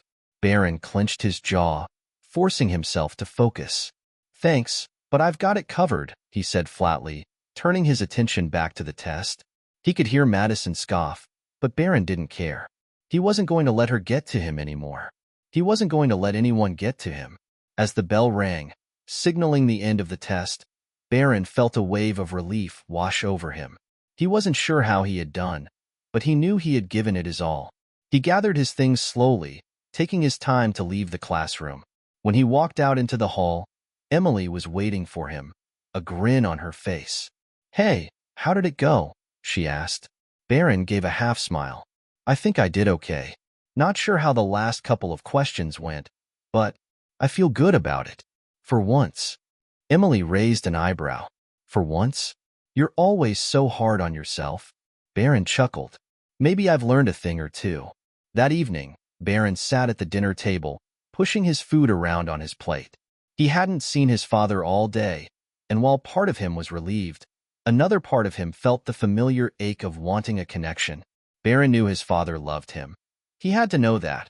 But Donald Trump had always shown his love in the way he knew best, through pressure and expectations. Dinner was quiet, save for the clinking of silverware and the soft murmur of conversation between his mother and Ivanka. Then, without warning, Donald set his fork down and looked directly at Barron. "We need to talk," his father said, his voice carrying the weight of something important. Barron tensed but nodded. "What about?" Donald's eyes softened, a rare sight in their interactions. "I've been thinking a lot about what we discussed, about you wanting to do things on your own terms. I don't agree with everything you've chosen, but I do respect that you're standing up for yourself." Barron's heart raced. "You mean that?" Donald sighed, looking down at his plate before meeting Barron's eyes again. "I don't know how to show it, Barron, but yes, I respect it. You've got more strength than I realized, and I'm willing to support you in this, even if it's hard for me." Barron didn't know what to say. He wasn't expecting this kind of acknowledgement from his father. The silence between them was thick, but for the first time in a long time, it wasn't uncomfortable. "Thank you, Dad," Barron finally said. "That means more than you know." Donald nodded slowly. "You're my son.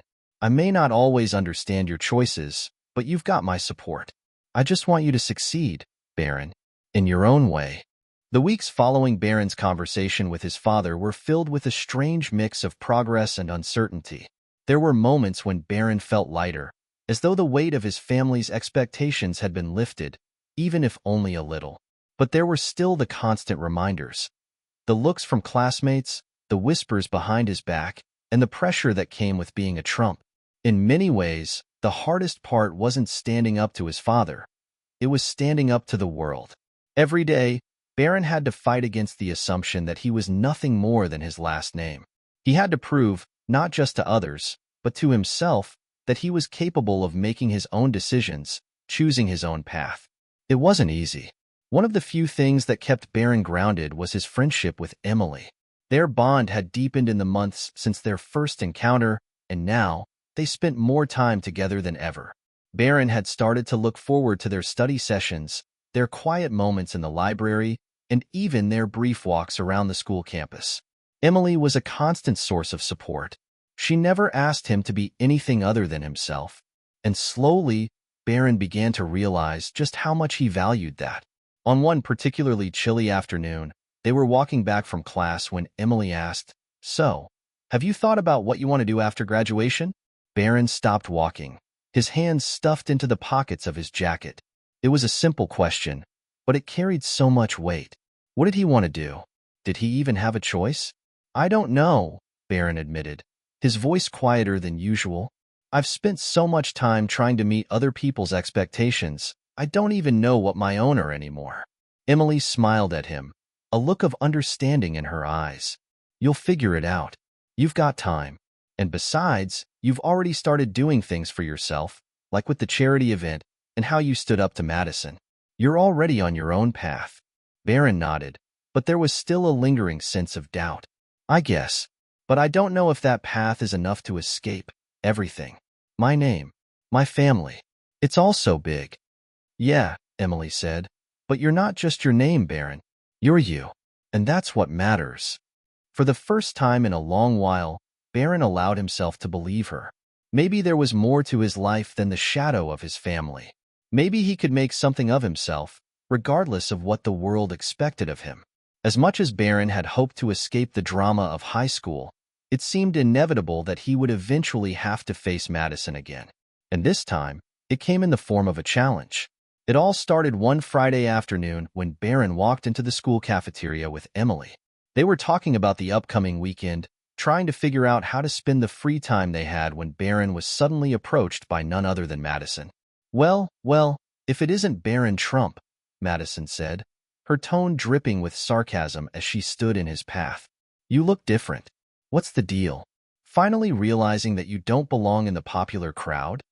Barron clenched his jaw, but Emily stepped forward, her voice sharp. "Madison, what do you want?" Madison raised an eyebrow, as if she hadn't expected Emily to speak up. "Oh, nothing. Just thought I'd give Barron a little challenge. You know, see if he's really ready to live up to his potential." Barron stared at her, confused. "What do you mean?" Madison smirked. "Simple. There's an event next week, a charity gala hosted by the school. I know you've been avoiding events like this, but you're the Trump kid. Surely, you're not going to miss it, right?" Barron crossed his arms, his mind racing. This wasn't just an invitation. Madison wasn't the type to invite people to anything. This was a test, a challenge to see if he could fit into the mold she thought he should. "I'm not interested in playing your games, Madison," Barron replied, his voice steady. Madison's eyes narrowed. "Well, that's disappointing. Because if you're really serious about making a name for yourself, you're going to have to prove it. Let's see if you can step out from behind your family's shadow." Barron's heart raced. He could feel the pressure mounting again, but this time, something inside him shifted. He wasn't going to let Madison, or anyone else, define who he was. "I'm not here to play games," Barron said, his voice calm but firm, "and I don't need to prove anything to you. If I go to that gala, it's because I want to, not because you think I should." Madison blinked, clearly taken aback by Barron's response. But after a long, tense moment, she simply turned on her heel and walked away, her group of friends trailing behind her. Barron exhaled slowly, his chest tight with the adrenaline of the confrontation. "You were amazing," Emily said softly, her voice full of admiration. Barron smiled at her, grateful for her support.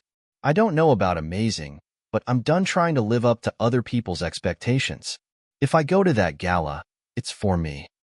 Emily nodded. "Exactly. You're doing this for you, Barron. That's the most important thing."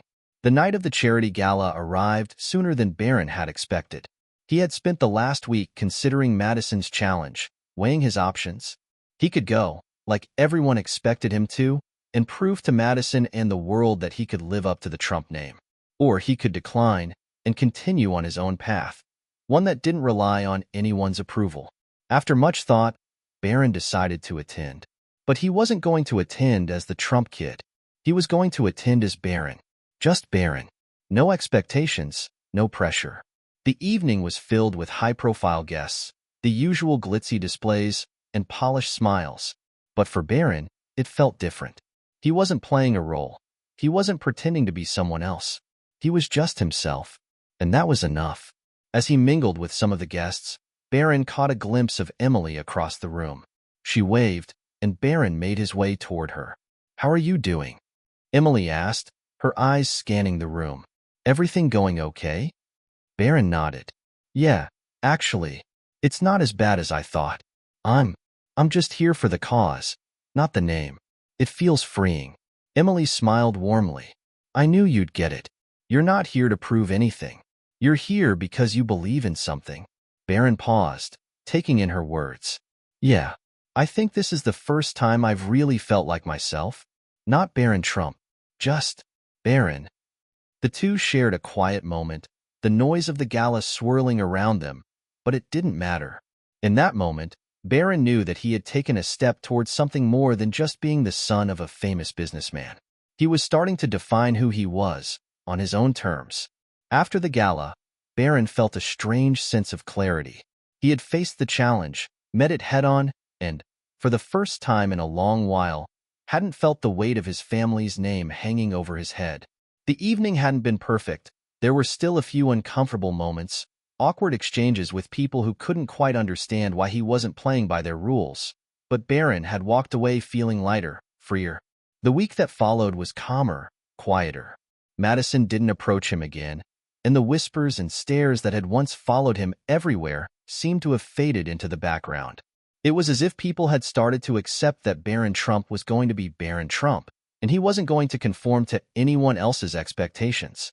But the real change, Barron realized, was in himself. He was beginning to believe that he could carve out a life of his own, one that wasn't defined by the constant comparisons to his father. That feeling of self-discovery, however, would soon be tested again. The next Monday morning, Barron was sitting in his first-period history class, his eyes lazily scanning the textbook. He had come to terms with the fact that high school wasn't going to be a walk in the park. But now, after everything he'd gone through, his struggles with his family, his attempts at asserting his own identity, he felt a little more prepared for whatever life threw his way. But what Barron hadn't expected was the sudden, jarring announcement that would shake his entire world. The principal, Mr. Jacobs, stood at the front of the class, his hands clasped in front of him, his voice unusually somber. "Students," he began, "we have some difficult news to share. One of your classmates, Grace Walker, has recently been diagnosed with a serious illness. She will be taking some time off from school to undergo treatment, and as a community, we want to do everything we can to support her and her family during this challenging time." Barron froze. Grace. He didn't know her well. She was a quiet girl in a few of his classes, but he'd seen her around the school. They had exchanged a few polite words in passing, but they were by no means close friends. But the news hit Barron harder than he expected. The weight of the situation settled in his chest, and a strange feeling of helplessness washed over him. "She's been a student here for years," Mr. Jacobs continued, "and we want to make sure that she feels supported by all of us. The Student Council has arranged a fundraiser to help with medical expenses, and we encourage everyone to contribute however they can." Barron's mind raced. Grace wasn't someone he knew well, but hearing about her illness made the world feel suddenly smaller, vulnerable. He couldn't shake the image of her sitting in a hospital bed, fighting an invisible battle that no one, not even the most popular kids at school, could avoid. Emily noticed Barron's tense posture and leaned over to him. "Are you okay?" she whispered, her voice low. Barron nodded but didn't say anything. He was too caught up in his own thoughts, trying to process the news. Over the next few days, Barron found himself thinking about Grace more and more. The news had struck a chord deep within him, maybe because he knew what it was like to feel like you didn't have control over your own life, to feel like things were happening to you instead of because of you. Despite their lack of interaction, Barron couldn't ignore the feeling that maybe this was his chance to step up, to do something meaningful. One afternoon, as he was walking to his locker, he saw Grace in the hallway. She was alone, her backpack slung over one shoulder, and she looked pale and exhausted. She was trying to blend in with the crowd, but Barron could see the toll that her illness was taking on her. Before he even realized what he was doing, Barron walked over to her. "Hey, Grace," he said, his voice a little uncertain. "I just heard about, what's going on." I just wanted to say, I'm sorry. Grace looked up at him in surprise. She clearly wasn't used to people reaching out to her. Oh, thanks, she said softly, glancing down at the floor. Barron hesitated, unsure of what to say next.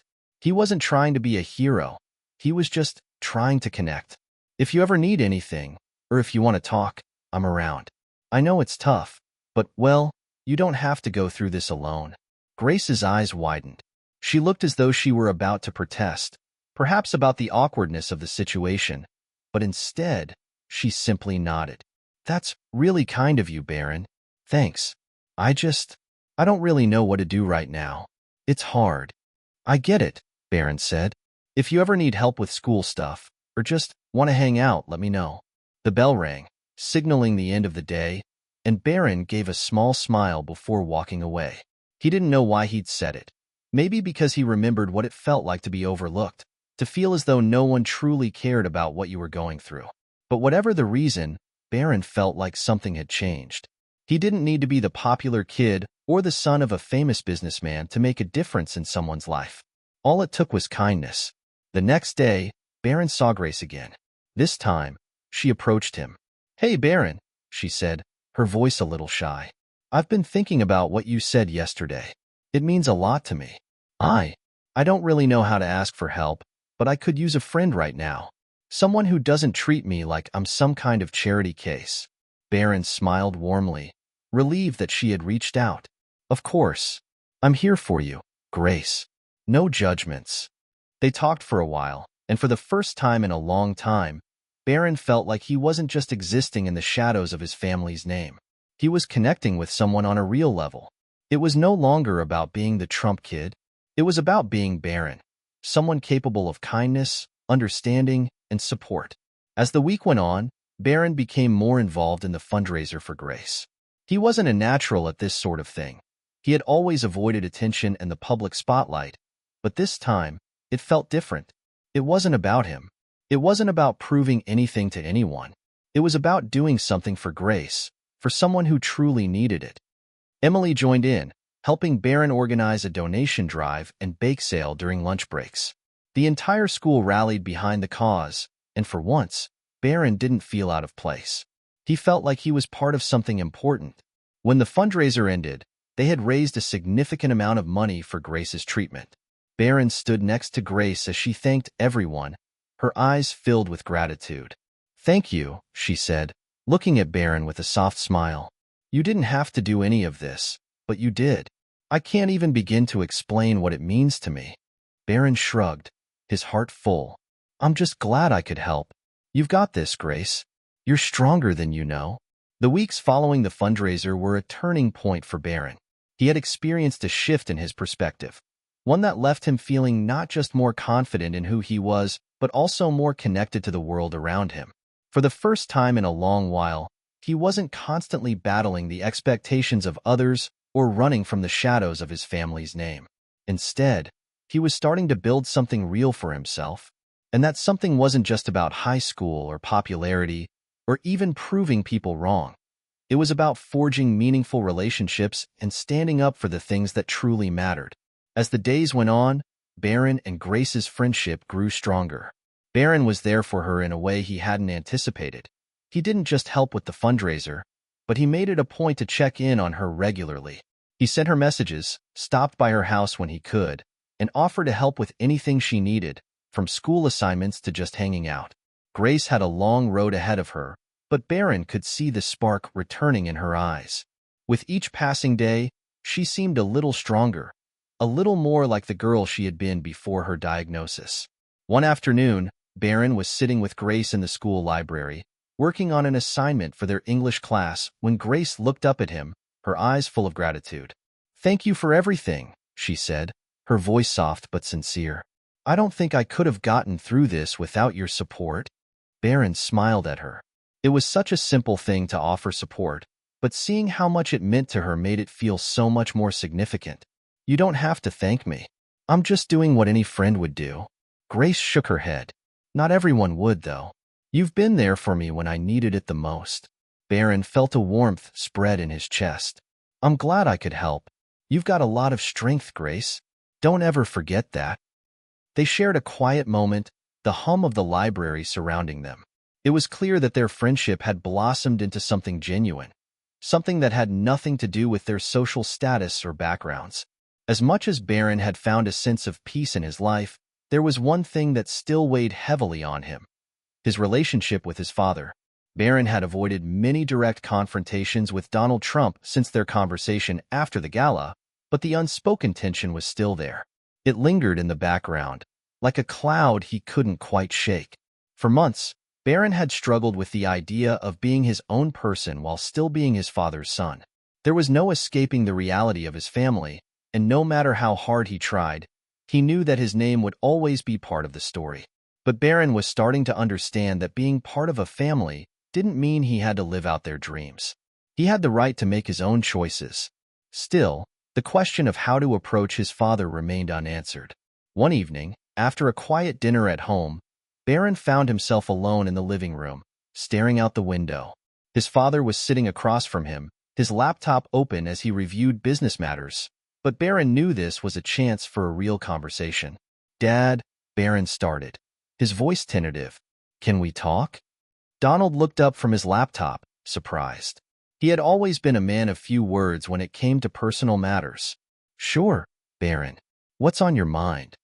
Barron took a deep breath. This was harder than he'd anticipated. "I've been thinking about what I want for my life. And I've realized something. I don't want to live my life for anyone but myself. I know you've always had big plans for me, but I need to find my own path. I want to make a difference in the world, but I need to do it my way." Donald studied him for a long moment, his face unreadable. Barron could feel the weight of the silence, the expectations pressing down on him. But this time, Barron didn't look away. He held his ground. Finally, Donald spoke, his voice quieter than Barron had expected. "I understand. You don't have to follow in my footsteps, Barron. You don't have to be me. But whatever path you choose, I want you to know that I'll support you. I want you to be happy, even if that means making your own way in the world." Barron blinked, unsure if he had heard correctly. It was the first time his father had said something like that, and for a moment, Barron felt a flicker of hope. Maybe they didn't always have to see eye to eye, but perhaps they could still find a way to understand each other. "Thanks, Dad," Barron said, his voice more steady than he felt. "That means a lot." Over the next few weeks, Barron focused on what he could control: his friendships, his schoolwork, and his involvement in the causes he cared about.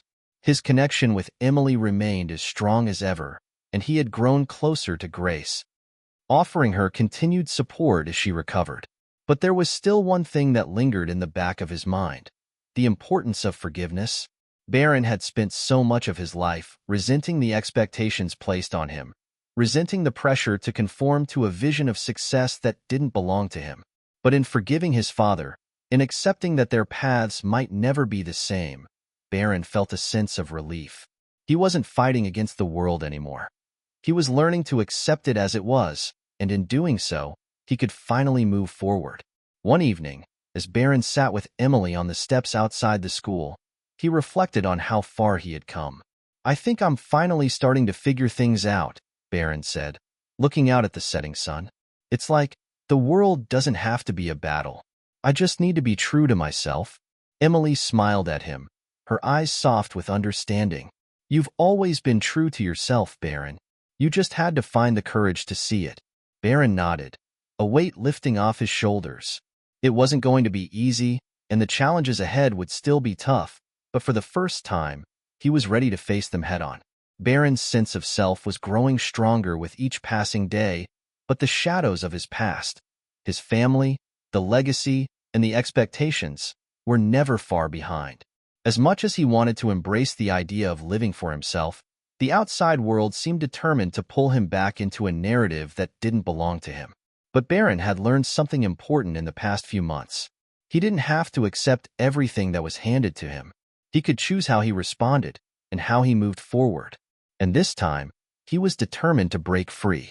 It was a crisp Thursday afternoon when Barron received an email that caught him completely off guard. It was from the student council, asking if he would consider running for class president. At first, Barron was confused. He wasn't the obvious choice. He didn't have the political connections, the flashy personality, or the unshakable confidence that others like Madison and Ethan had. But the more Barron thought about it, the more he realized that this could be his chance to step up, to show everyone, including himself, that he wasn't defined by anyone else's narrative. He could use this platform to make a difference, to show his peers that leadership didn't mean conforming to the usual expectations. It could be an opportunity to speak out about the issues that mattered most to him. Issues like kindness, inclusivity, and finding your own path, rather than following the one others set for you. Barron mulled over it for the next few days. His friends, particularly Emily, were supportive of the idea. She'd seen Barron grow from the quiet, reserved student to someone who was ready to stand up for what he believed in. "You'd be great," she encouraged him. "You're not like the others, Barron. That's exactly why you'd make a great president. You've got this." The idea of running for class president felt like a big leap, but Barron knew that this was a moment of truth. He could continue to hide in the background, let others dictate his future, or he could stand up and fight for what he believed in. So, after thinking it through, Barron made a decision. Barron's first step in the campaign was to write his speech. He didn't want to give the typical spiel that most student leaders delivered, filled with promises of change and vague slogans. Barron wanted to speak from the heart, to show his classmates that he was someone who understood their struggles and was willing to lead with authenticity. As he sat at his desk, writing the speech, Barron found himself reflecting on everything he had gone through. The loneliness, the pressure, the overwhelming feeling of never being enough. And yet, through it all, he had learned something powerful. He was enough. And that was the message he wanted to share. "Hi, everyone. My name is Barron Trump, and I'm running for class president. Now, I know what you might be thinking. Isn't he the quiet guy who's always kind of in the background?" And honestly, you're right. I've spent a lot of my life in the background, trying to figure out who I am and what I want from the world. But recently, I've realized that maybe being in the background isn't such a bad thing. Sometimes the people who don't scream the loudest are the ones who have the most to say. And I believe that leadership is about listening, not just to what's being said, but to what's being felt. I want to be the kind of leader who listens to everyone, who doesn't just promise change, but shows up and works for it. Whether it's supporting a friend, standing up for someone who's been overlooked, or making sure everyone feels like they belong, I want to be the president who represents you. Not the idea of what a president should be, but the real, authentic version of who we all are.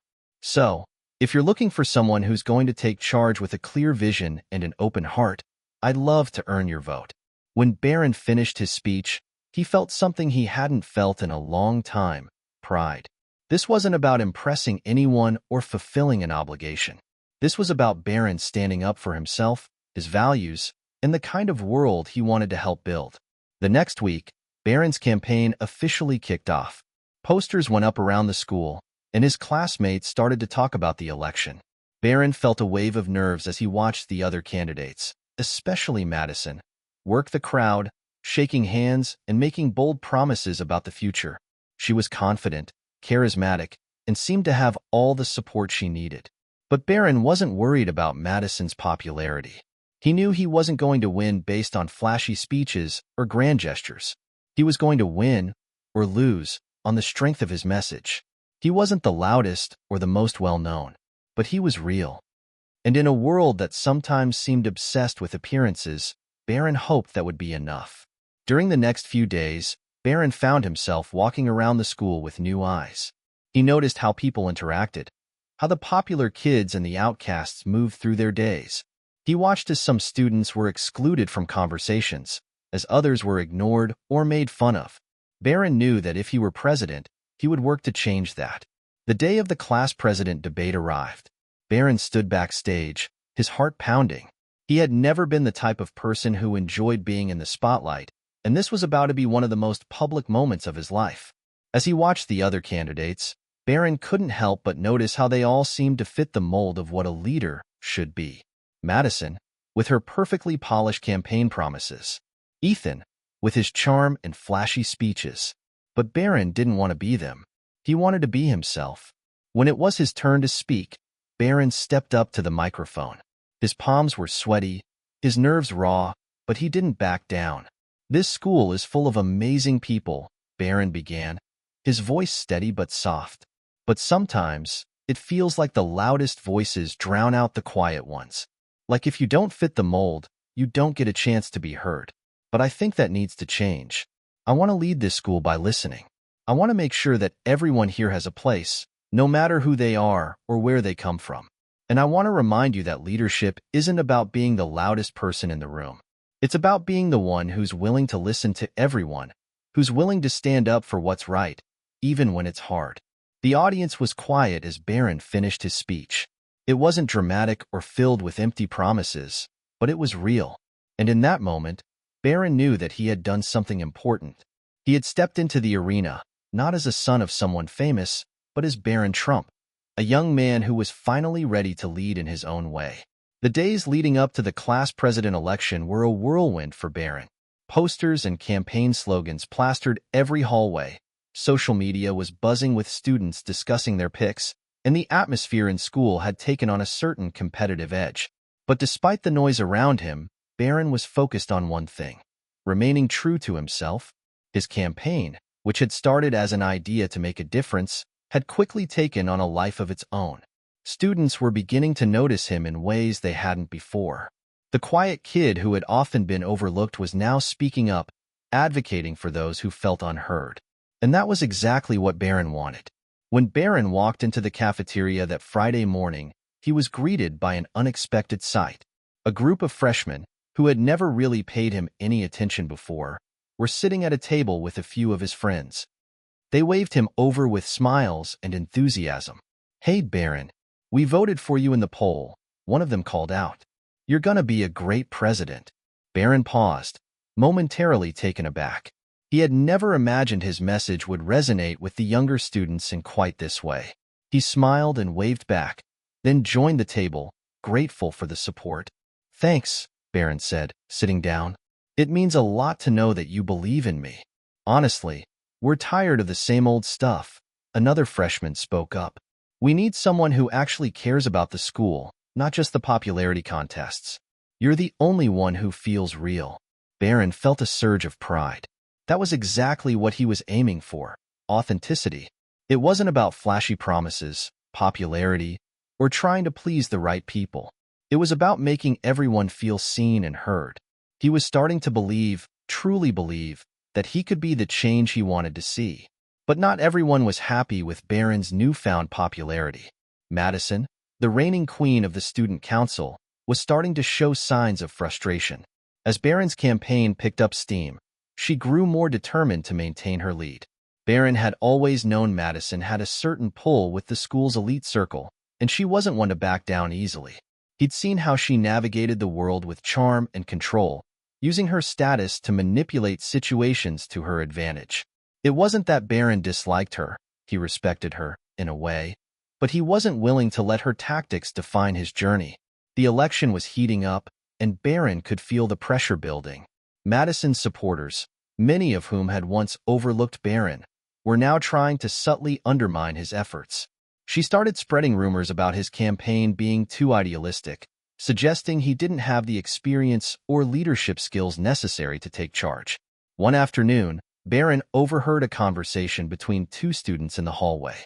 "I heard Barron's been talking about making everyone feel included," one of them said, snickering. "Like, come on, this is high school. We need a real leader, not some kumbaya activist." Barron's heart sank for a moment. The criticism stung, but he knew deep down that this was exactly what he was up against. People often didn't understand what real leadership looked like. It wasn't about power or dominance. It was about empathy, authenticity, and a willingness to take action on behalf of those who felt voiceless. Barron was determined to rise above Madison's attempts to tarnish his campaign, but he also knew he needed to show the students what real leadership looked like in action. It wasn't just about what he said, but what he did. And then came an unexpected opportunity. The school was organizing a charity event to raise funds for a local children's hospital. Barron and Madison were both expected to contribute. But where Madison's efforts were centered around securing donations from the wealthiest students and families, Barron had a different approach in mind. He wanted to bring the entire school together, to show that leadership meant involving everyone, no matter their background or social standing. Barron took the initiative. He started organizing a group of volunteers, students from all grade levels and walks of life, to help raise awareness for the event. He reached out to the theater department to put on a charity show, partnered with the music club for a benefit concert, and organized a series of bake sales and car washes, encouraging students to participate and get involved. His focus was clear. This was about the collective effort, not just a handful of people with money or power. The day of the fundraiser was unlike any event the school had seen before.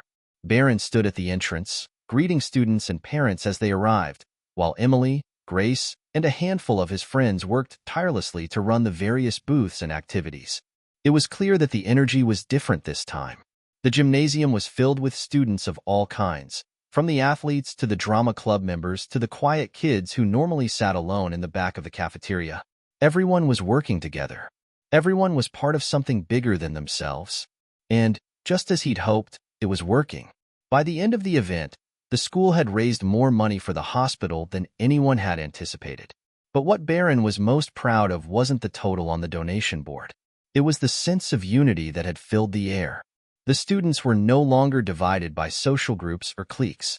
They were working together toward a common goal, and Barron had helped make that happen. As Barron stood with his friends, watching the final moments of the event unfold, he couldn't help but feel a sense of fulfillment. This was what leadership was truly about, showing up for others, even when it wasn't easy, and always striving to make the world around you a better place.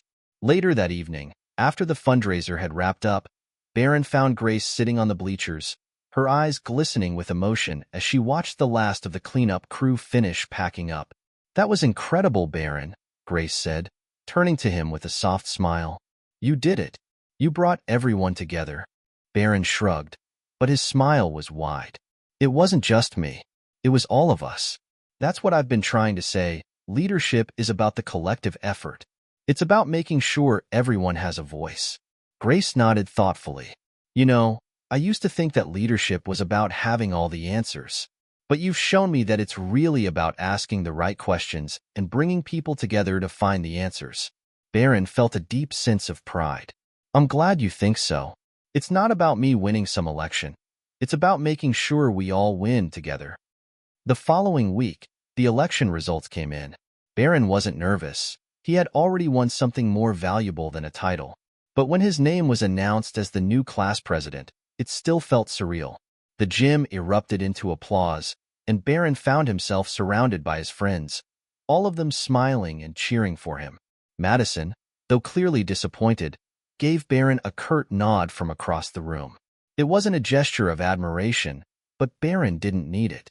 The students had spoken, and they had chosen him, not because he was perfect, but because he had shown them that real leadership was about empathy, unity, and staying true to who you are.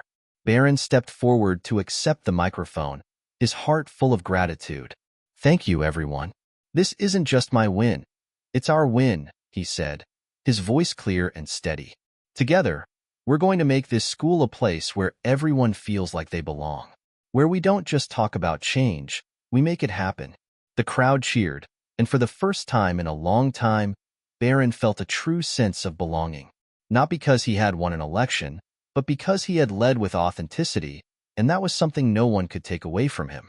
The days following Barron's election were filled with excitement, but also a deep sense of responsibility. As the new class president, he had made a commitment, not just to lead, but to make a real difference. He was determined to do more than just sit behind a desk or deliver speeches. Barron wanted to be the kind of leader who actively worked to make the school a better place, especially for those who felt overlooked or unheard. But as with all leadership roles, there were challenges that Barron didn't expect. As the school year progressed, Barron quickly learned that good intentions and hard work alone weren't always enough to navigate the complexities of student politics. There were old rivalries, long-standing tensions, and a general sense of apathy among students who didn't see the point in getting involved. Still, Barron remained hopeful. He'd seen what was possible when people came together, and he wasn't willing to give up on that vision. Barron's first official duty as president was to organize a school-wide event to celebrate the start of the year. He wanted something that would bring students together, something meaningful. But when he presented his idea to the student council, things didn't go as smoothly as he had hoped. Madison, though polite, clearly wasn't thrilled with Barron's approach. She suggested a more traditional party, something flashy and easy to execute, with a DJ, a few snacks, and a dance floor. Barron, however, wasn't interested in throwing a surface-level event. He wanted something that would make an impact, something that would leave the students thinking long after the event was over. "I don't think we should settle for just a party," Barron said, his voice firm but respectful. "We've done parties before. What if we created something that actually helps others? A charity auction or a fundraiser for a local cause? Something that's meaningful." Madison raised an eyebrow, clearly unconvinced. "You really think the students are going to be into that? They're not going to want to sit around talking about charity. They want to have fun, Barron." Barron paused, thinking carefully. He knew Madison wasn't entirely wrong. Students often gravitated toward events that were easy and fun.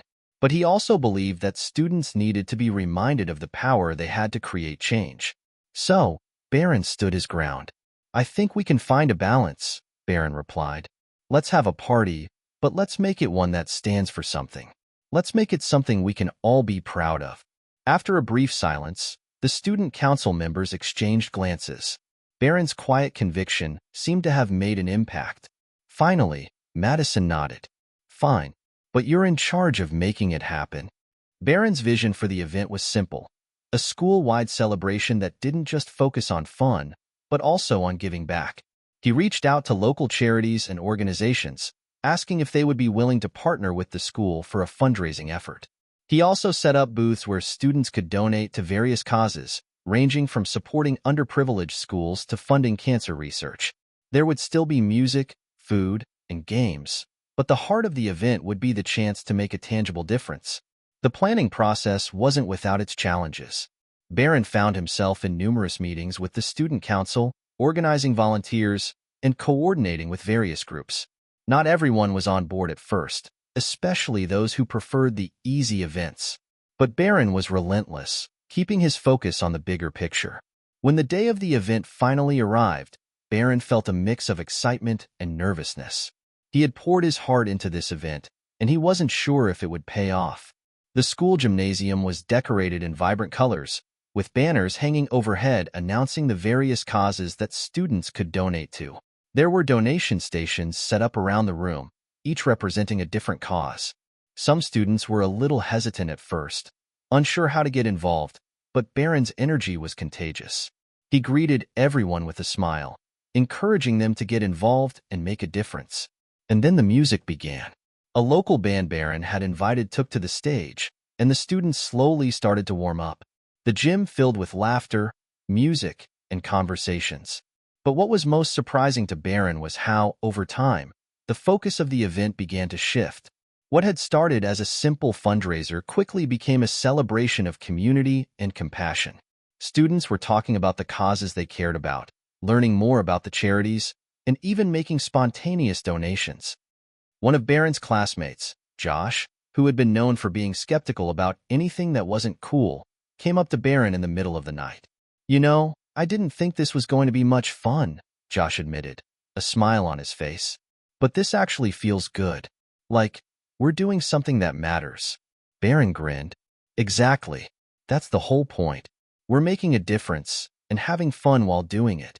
When the night came to a close, Barron and the rest of the student council sat down to count the donations.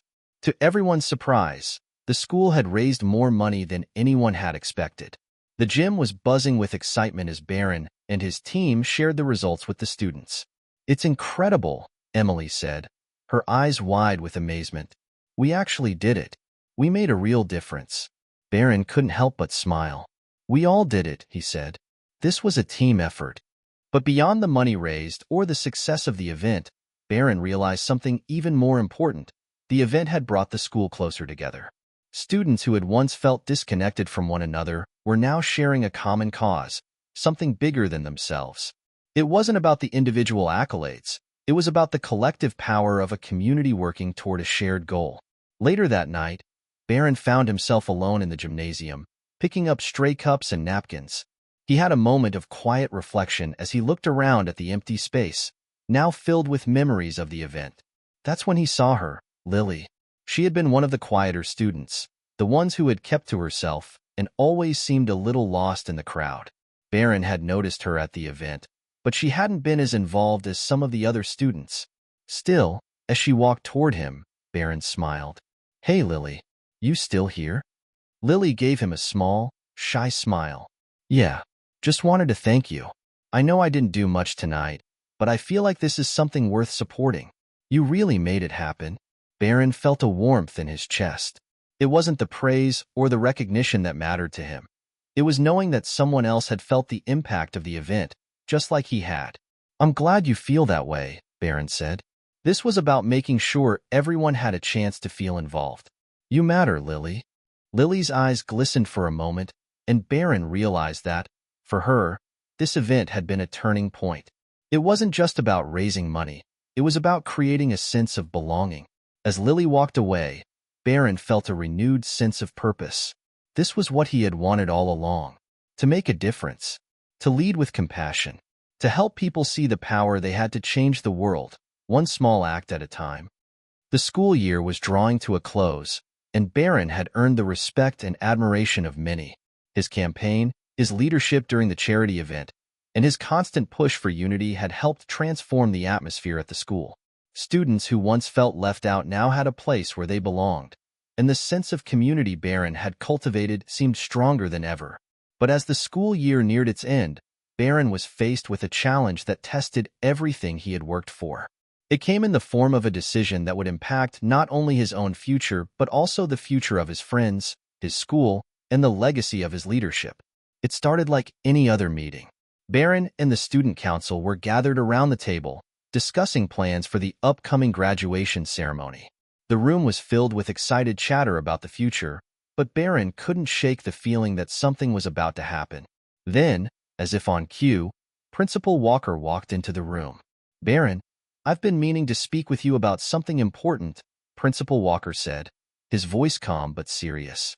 He was always a man of few words, so when he spoke with that tone, Barron knew it wasn't trivial. The student council fell silent. Principal Walker stepped forward, his hands resting on the back of a chair.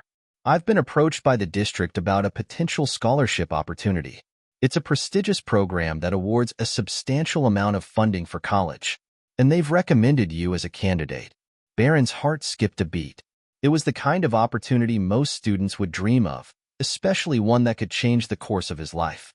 The scholarship would open doors to prestigious universities, possibly even Ivy League schools.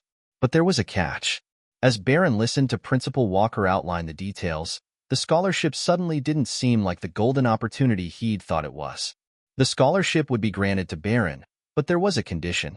He would have to attend a leadership summit over the summer, hosted by an elite group of school administrators and influential business leaders. It would be an incredible opportunity for Barron to network, gain exposure, and gain insight into the world of high-level leadership.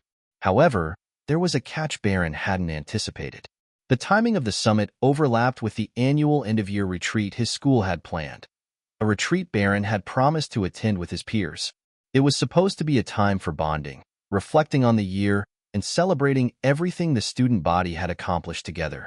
The retreat had been a key part of Barron's vision for his presidency, and he had already made a commitment to his fellow students. Now, Barron was faced with an agonizing decision.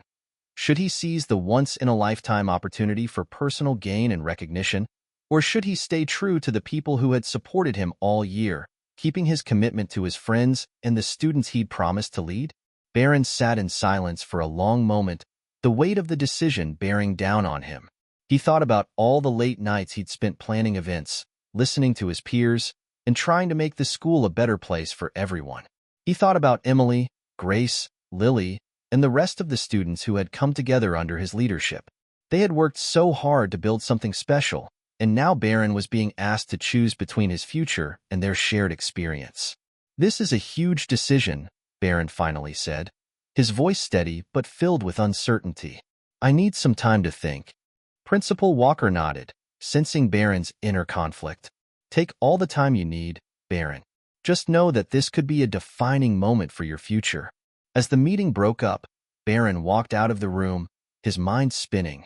The halls of the school, once so full of energy and excitement, now felt strangely empty. Everywhere he looked, he saw reminders of the year. The faces of students he had helped, the events they had organized, and the bonds they had created. But now, he had to make a choice. A personal opportunity that could change his life, or the people who had become his second family. Barron knew he couldn't make this decision alone. He needed to talk to someone who would understand the weight of the situation.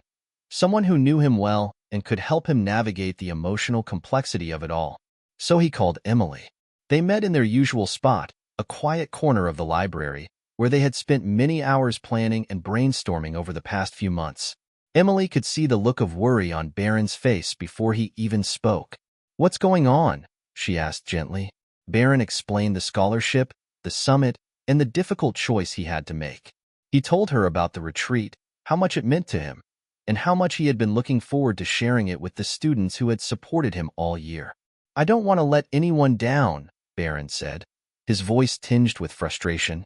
"But at the same time, this scholarship could change everything for me. It could open so many doors. I feel like I'm at a crossroads." Emily listened intently, her expression thoughtful. Finally, after a long silence, she spoke. "You know, Barron," she said softly, "I think you already know what the right choice is. This scholarship, yeah, it's a big deal. But you've already shown what kind of leader you are. It's not about where you go or what kind of opportunities you get.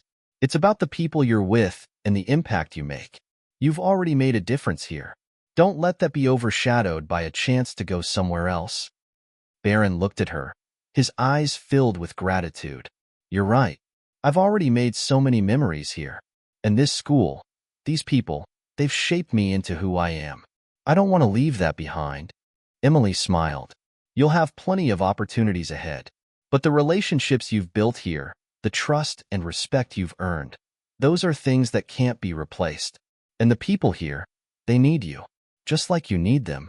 The next day, Barron walked into Principal Walker's office, his decision clear in his mind. "I've thought it over," Barron said, looking the principal in the eye. "And I've decided to stay. I'm going to attend the retreat. This school, these people, this is where I belong." Principal Walker looked at him for a moment, a mix of understanding and admiration in his eyes. "I respect your decision, Barron. You're a true leader." The end-of-year retreat turned out to be everything Barron had hoped for, and more. It wasn't just a celebration of the school year. It was a reaffirmation of the bonds that had been created and the sense of community that had flourished under Barron's leadership.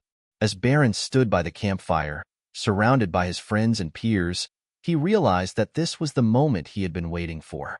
The scholarship, the accolades, and the opportunities for personal gain were important, but they could never replace the feeling of standing together with a group of people who had shared in his vision. For the first time, Barron understood what true leadership was about. It wasn't about what you could gain for yourself. It was about giving to others, lifting them up, and making the world around you a better place. As the school year came to a close, Barron Trump stood at the edge of the school courtyard, gazing out at the campus he had come to love so much. The final days of the school year were always filled with mixed emotions, excitement for the summer break, but also a sense of bittersweet nostalgia for all that had been accomplished. And for Barron, this year had been transformative. He had entered as a reserved student, unsure of his place, but now he was leaving as a confident, compassionate leader who had made a real difference. The retreat had been a success in ways Barron never could have imagined. The students, who had once felt disconnected, now shared a deep sense of unity. Bonds had been forged that would last well beyond the walls of their school. Barron had helped create a culture of empathy, understanding, and collaboration. It wasn't just about school events anymore. It was about a deeper connection, one that transcended the ordinary. The retreat itself had been the perfect conclusion to his leadership journey. When Barron looked back on the events of the year, his heart swelled with pride. The charity event had raised more money than anyone had thought possible, but even more important was the way it brought the school together. He remembered Lily, the shy girl who had never felt like she belonged. The transformation in her was visible to anyone who paid attention. She was now speaking up in meetings, volunteering for events, and leading others with the same quiet strength Barron had always admired in her. Emily, who had been Barron's right hand throughout the year, was also different now. The quiet confidence she had gained through working alongside him was evident. Emily had been the anchor he needed when times were tough, and now she was stepping into a leadership role of her own. Their friendship had grown even stronger, and Barron knew they would always have each other's backs, no matter where life took them. Grace and Madison, who had been skeptical of Barron's vision at first, had become two of his most steadfast allies. They had learned to see past their initial doubts and understand the importance of leadership that was about service, not just accolades. Together, they had organized events, navigated obstacles, and celebrated successes. The student council was now a true team, working together in harmony to make the school a better place. Barron had one final task to complete before graduation: the speech. As the elected class president, he was asked to deliver a speech at the ceremony. It was an honor, but it also came with a great deal of pressure. He wanted to sum up everything the year had meant to him and to everyone who had worked alongside him. More than anything, he wanted to leave his peers with something they could carry with them into the next chapter of their lives. Barron spent days reflecting on what he wanted to say. He could talk about his journey, how he had grown as a leader, how the school had changed, and how much it all meant to him. But as he sat down to write the speech, something became clear. The message wasn't about him. It was about them, his classmates, his friends, the teachers who had supported him, and the entire school community. The speech would be a celebration of the collective effort, a reminder that leadership was never about one person. It was about the shared vision of many, the collaboration of diverse voices, and the power of working together for a common cause. The day of graduation arrived faster than Barron expected. The sun was shining, and the atmosphere was filled with the kind of energy that only comes when a group of people are standing on the cusp of something new. Barron was dressed in his cap and gown, but it wasn't the robes that made him feel different. It was the people around him, the classmates, the teachers, the friends he had made along the way. As Barron stood backstage, waiting for his turn to speak, he could feel his nerves start to creep in. This was the moment that would mark the end of one chapter and the beginning of another. He had no idea where life would take him next, but one thing was certain: he would carry the lessons he had learned here with him forever. When his name was called, Barron stepped out onto the stage. The crowd of students, parents, and teachers cheered, and Barron felt a wave of gratitude wash over him. This wasn't just a ceremony. It was a celebration of everything they had accomplished together. He took a deep breath, adjusted the microphone, and began to speak. "Good evening, everyone. I stand before you today not as someone who has it all figured out, but as someone who has learned that the best leaders don't do it alone. I came into this year with a vision, but that vision would have been nothing without the support and collaboration of all of you. My friends, my classmates, my fellow students. When I first became class president, I thought it was about making speeches and organizing events. But what I've learned this year is that leadership is about much more than that. Leadership is about listening. It's about understanding. It's about showing up when things get tough and lifting others up when they need it most. I can't take credit for everything we've accomplished this year. This isn't just my success, it's our success. Every single person here has contributed in some way to making this school a better place. And for that, I want to thank you. We've made a real difference. We've raised money for causes we care about. We've strengthened our friendships, and we've created a culture of empathy and compassion. And I truly believe that when we look back on this year, we won't remember the events we organized or the speeches we gave. We'll remember the way we made each other feel. We'll remember the moments of kindness, the moments of understanding, and the moments when we helped each other become better versions of ourselves. So as we leave this school and step into the future, I want to leave you with one message. The world needs leaders like you. Leaders who don't just want to be in charge, but leaders who care about the people they lead. Leaders who know that the greatest gift of leadership is the ability to make others feel seen, heard, and valued. Thank you all for an unforgettable year. It's been an honor to serve as your president, and I know that each of you will go on to do amazing things. Keep being the leaders you are. Keep making the world a better place. As Barron finished his speech, the crowd erupted in applause. He had given everything he had, and it showed. It wasn't about perfection. It was about authenticity. Barron had learned what true leadership was all about, and he had shared that lesson with everyone in the room. For Barron, the year had been a journey of growth, self-discovery, and transformation. He had learned that leadership wasn't about titles or recognition. It was about the relationships you built and the positive change you could inspire. As the ceremony ended and the graduates threw their caps into the air, Barron felt a sense of fulfillment and peace. He had done his part. Now, it was time to move on to the next chapter of his life, armed with the lessons and the values he had learned along the way. Barron Trump's journey was just beginning, and as he walked off that stage, he knew that no matter where life took him, he would always carry the legacy of his leadership, compassion, service, and the power of bringing people together. Hit subscribe and leave a comment with where you're watching from. Barron's journey may have ended here, but his story has just begun. What do you think his next challenge will be? How will he continue to use his leadership to impact the world? Share your thoughts in the comments below.